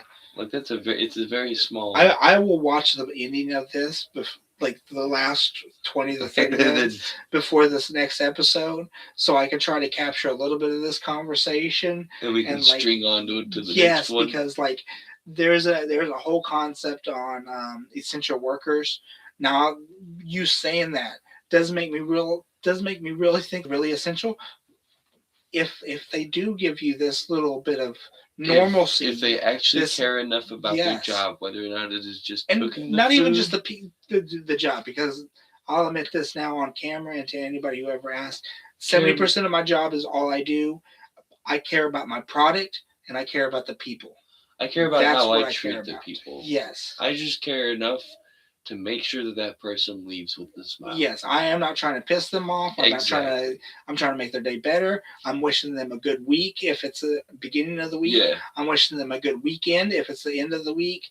I'm wishing them a good night. Exactly. At the very least, I'm wishing them a good night, because I really believe long and prosper. May your days multiply. Yeah, I believe. I genuinely, every time I say that, it may be a repeat thing that I just say, but I mean it every single time I say it. I want you to have a good night. I want you to have a good week. It may be a default phrase that you hear out of me all the time in that situation. But yes, that kind of goes hand in hand with just because I talk to you in this monotone manner, and I talk to you in this, I'm not like, oh, fuck this shit, you fucking, man, I hope you have the best night ever. Come here, let me give you a kiss type shit. And instead I use that different tone. It's the same amount of respect, the same amount of I mean this. My shift's getting ready to end in 25 minutes. So that alarm's for. But it's like, just because I didn't say it in that manner does not mean that I didn't mean it with that same level of that intensity. This ties back into the Renee Good situations. We don't know what their intentions were in any one of those situations. We don't know. That is your point of view to construe. You may see me as being I just told 3 people before you to have a good week, and you're like, oh, he just says that all the time. No, I really meant, I hope you have a good have a good week. I hope the 3 people before you also have good weeks. Yes. And if they come into contradiction, I don't know what the fuck to do for you there at that point. That is not my fault if you don't have a good week. I'm just hoping that I'm the person who cares enough to hope that every single one of you has the equal amount of a good week. I'm saying it out loud to you, but really in my heart, and you can't see this. Again, this is what you can't see. This is what you feel. In my intentions, it's not towards you. I'm talking to my Norse blonde three the three The Fates? spinsters, the Fates. Yes, that's who I'm Yes. literally speaking to. The three Fates. Yes, the Weavers of Fate. I'm Okay, speaking yeah. to those sisters. Every time I say that to you, I'm literally saying, sisters, please Watch over them and give give them them a that good week. blessing. They have entered my life, and I do truly wish them a good week. If they do not leave this situation better than they were beforehand, Yeah. or better than they were at least from the moment that we've interacted in the span of seconds, I want to at least make sure that if they are not better after this moment, that they're One of the flowers is just like, I don't know, instill goodwill and be essential to them, even though like they make them feel like they're people, like they exist. They mean make something. them feel like you want to be fucking like treated and feel. I see you 5 days a week. You're real. Yes. Listen, I appreciate you. Yeah. You may not think I to appreciate the gal you. that comes in You're with a human rear being. end You with are a one human cheek. being. I feel Yes. I feel you. You are real. Like, you are real. You exist. You mean something. You're special. Like, if I don't see you in here next week, I want to be like, where is she? Or Yeah. anybody like that. And it's not like, just because, that one gal with the butt cheek that's like twice the size of my head and has blonde hair with highlights the color of the mystery Dum Dum Sucker. I'm not being specific for any reason at all. Yeah. Like, just because I like how her butt looks, or just because this person is that way, just because this is that. Just because she gets real shy and doesn't say too much when I start to talk to her. So I don't know if it's like, should I keep going and she's interested? Just trying to be nice without rejecting me. Exactly. Nicely. Yeah. Like, it is difficult. It's dating in 2026. Yay. Yeah, it's not necessarily like I couldn't tell if she was interested in me or not just because I made a comment about her Hex Girls Scooby Doo T-shirt she had on. But it's like just because you like those outward appearances things does not mean there's still a beating heart. There's still a brain that gives synapses and electrical impulses. It has. There's still a fucking person. Yeah. Yeah, it's like everybody just because I want to be suffocated under those legs and they look great does not mean those legs have. Those legs still shit. Those legs still eat. Those legs still sleep. Those legs still go to work. Those legs. There's something that there's a bunch of things attached to a person who has made mistakes, made wrong choices, done stupid things. Shit, done mean shit, even in fact. And so and that that's just and I'm not saying every single thing in life has this, but I am a very firm believer that 90% of the time, with like a picture in general, you could take the picture for this video, for instance. Yes, it is just us two dudes sitting here talking. But like he said, sometimes there's kids coming in here. There's always, majority of the time, a rhyme or reason behind the bigger picture of things. And there's usually multiple rhymes and reasons. Yeah. And then when I say multiple, this kind of gets into the parallel universes and branching off of an explosion of reasons of things. Because each reason has a little reason. Why is that a reason? Why is that a reason? It's like that little. It's like a 6-year-old. Why? And you can go forever with that question. Literally go forever with that question. To the point to where I don't know. I fucking don't know. And then and then you get to the point to where you're like, why don't you know? Why don't you know? I can't figure it out. I spent 4 lifetimes in some instances of some subjects trying to figure this out, trying to come to an answer, of legitimate border of fucking insanity in some cases, and I've yet to come to an answer yet. And I know a lot of things are like that in life. They're not unsolved. It's just the fact that we don't have the technology, the resources, the time, the people to go to that extent to figure those things out. But it's that's the whole. It's a thing. It's a science. It's a process. But no, it's oh shit. Yeah. 3 hours 20 minutes is the longest episode so far. I think so. I think we might have had one other 3-hour one. Almost, I believe. It was like almost right at 3 hours. But we'll be back. Maybe next week, maybe the week after. maybe never. Yeah. You might die in a fucking hole and It's not coming back. I love Yeah. my children. I love you all. Come Guzzlers. But if I get abducted by an alien, I'm not coming back. I feel like if something seriously happens like that and I come out of it, I'm definitely like taking the opportunity to fake my death. I'm sorry. I'm never gonna be the same. Yeah. Like I feel like if something The me right now will never come back. to the extent, at least for sure. Well, there might be definitely somebody walking through that door that looks a lot like they're in my skin, if they are actually me. But depending on the severity of the situation, it might not just be the same me. It'll be me. It's just be well. This construed. is the part of the episode where we tell you to fucking share, subscribe, like, love, share like a motherfucker. Share. Live. I don't have fucking social media people. You got to do it for me. Yeah. Okay, I've done it once. All right, I can't share every fucking single episode for real that pops up. All right, I've showed the one. You go to the Facebook, Hunter Morgan. Okay, in all honesty, like we're explaining with the dating scam, if you find me on Facebook, I'm definitely one of those people that has like 3 or 4 posts, and then the born on. So he's and that's it. He's a scam. He's not real either. Yeah, no. I am a scam. It is not the simple fact that through experiences with social media, we've AI generated all of this whole series. Yep. It's just shitty AI generated, and we did it specifically to trick you all. Yes, this is conspiracy theory. I am really a Saudi Arabian man named Jihad. We're admitting to it now, so that in the future, when you guys call us out on it, you'll know. Yeah, and the next episode, beware. We're gonna have a random goat bleeding for no fucking reason because we changed spots. No. That's why this is why it's test retarded. We're retarded. We are retarded. That will be a shirt eventually. Just so you know, it's not diagnosed yet, but I'm like 90% sure there's nothing not right up in here. We appreciate y'all. Y'all have a great one.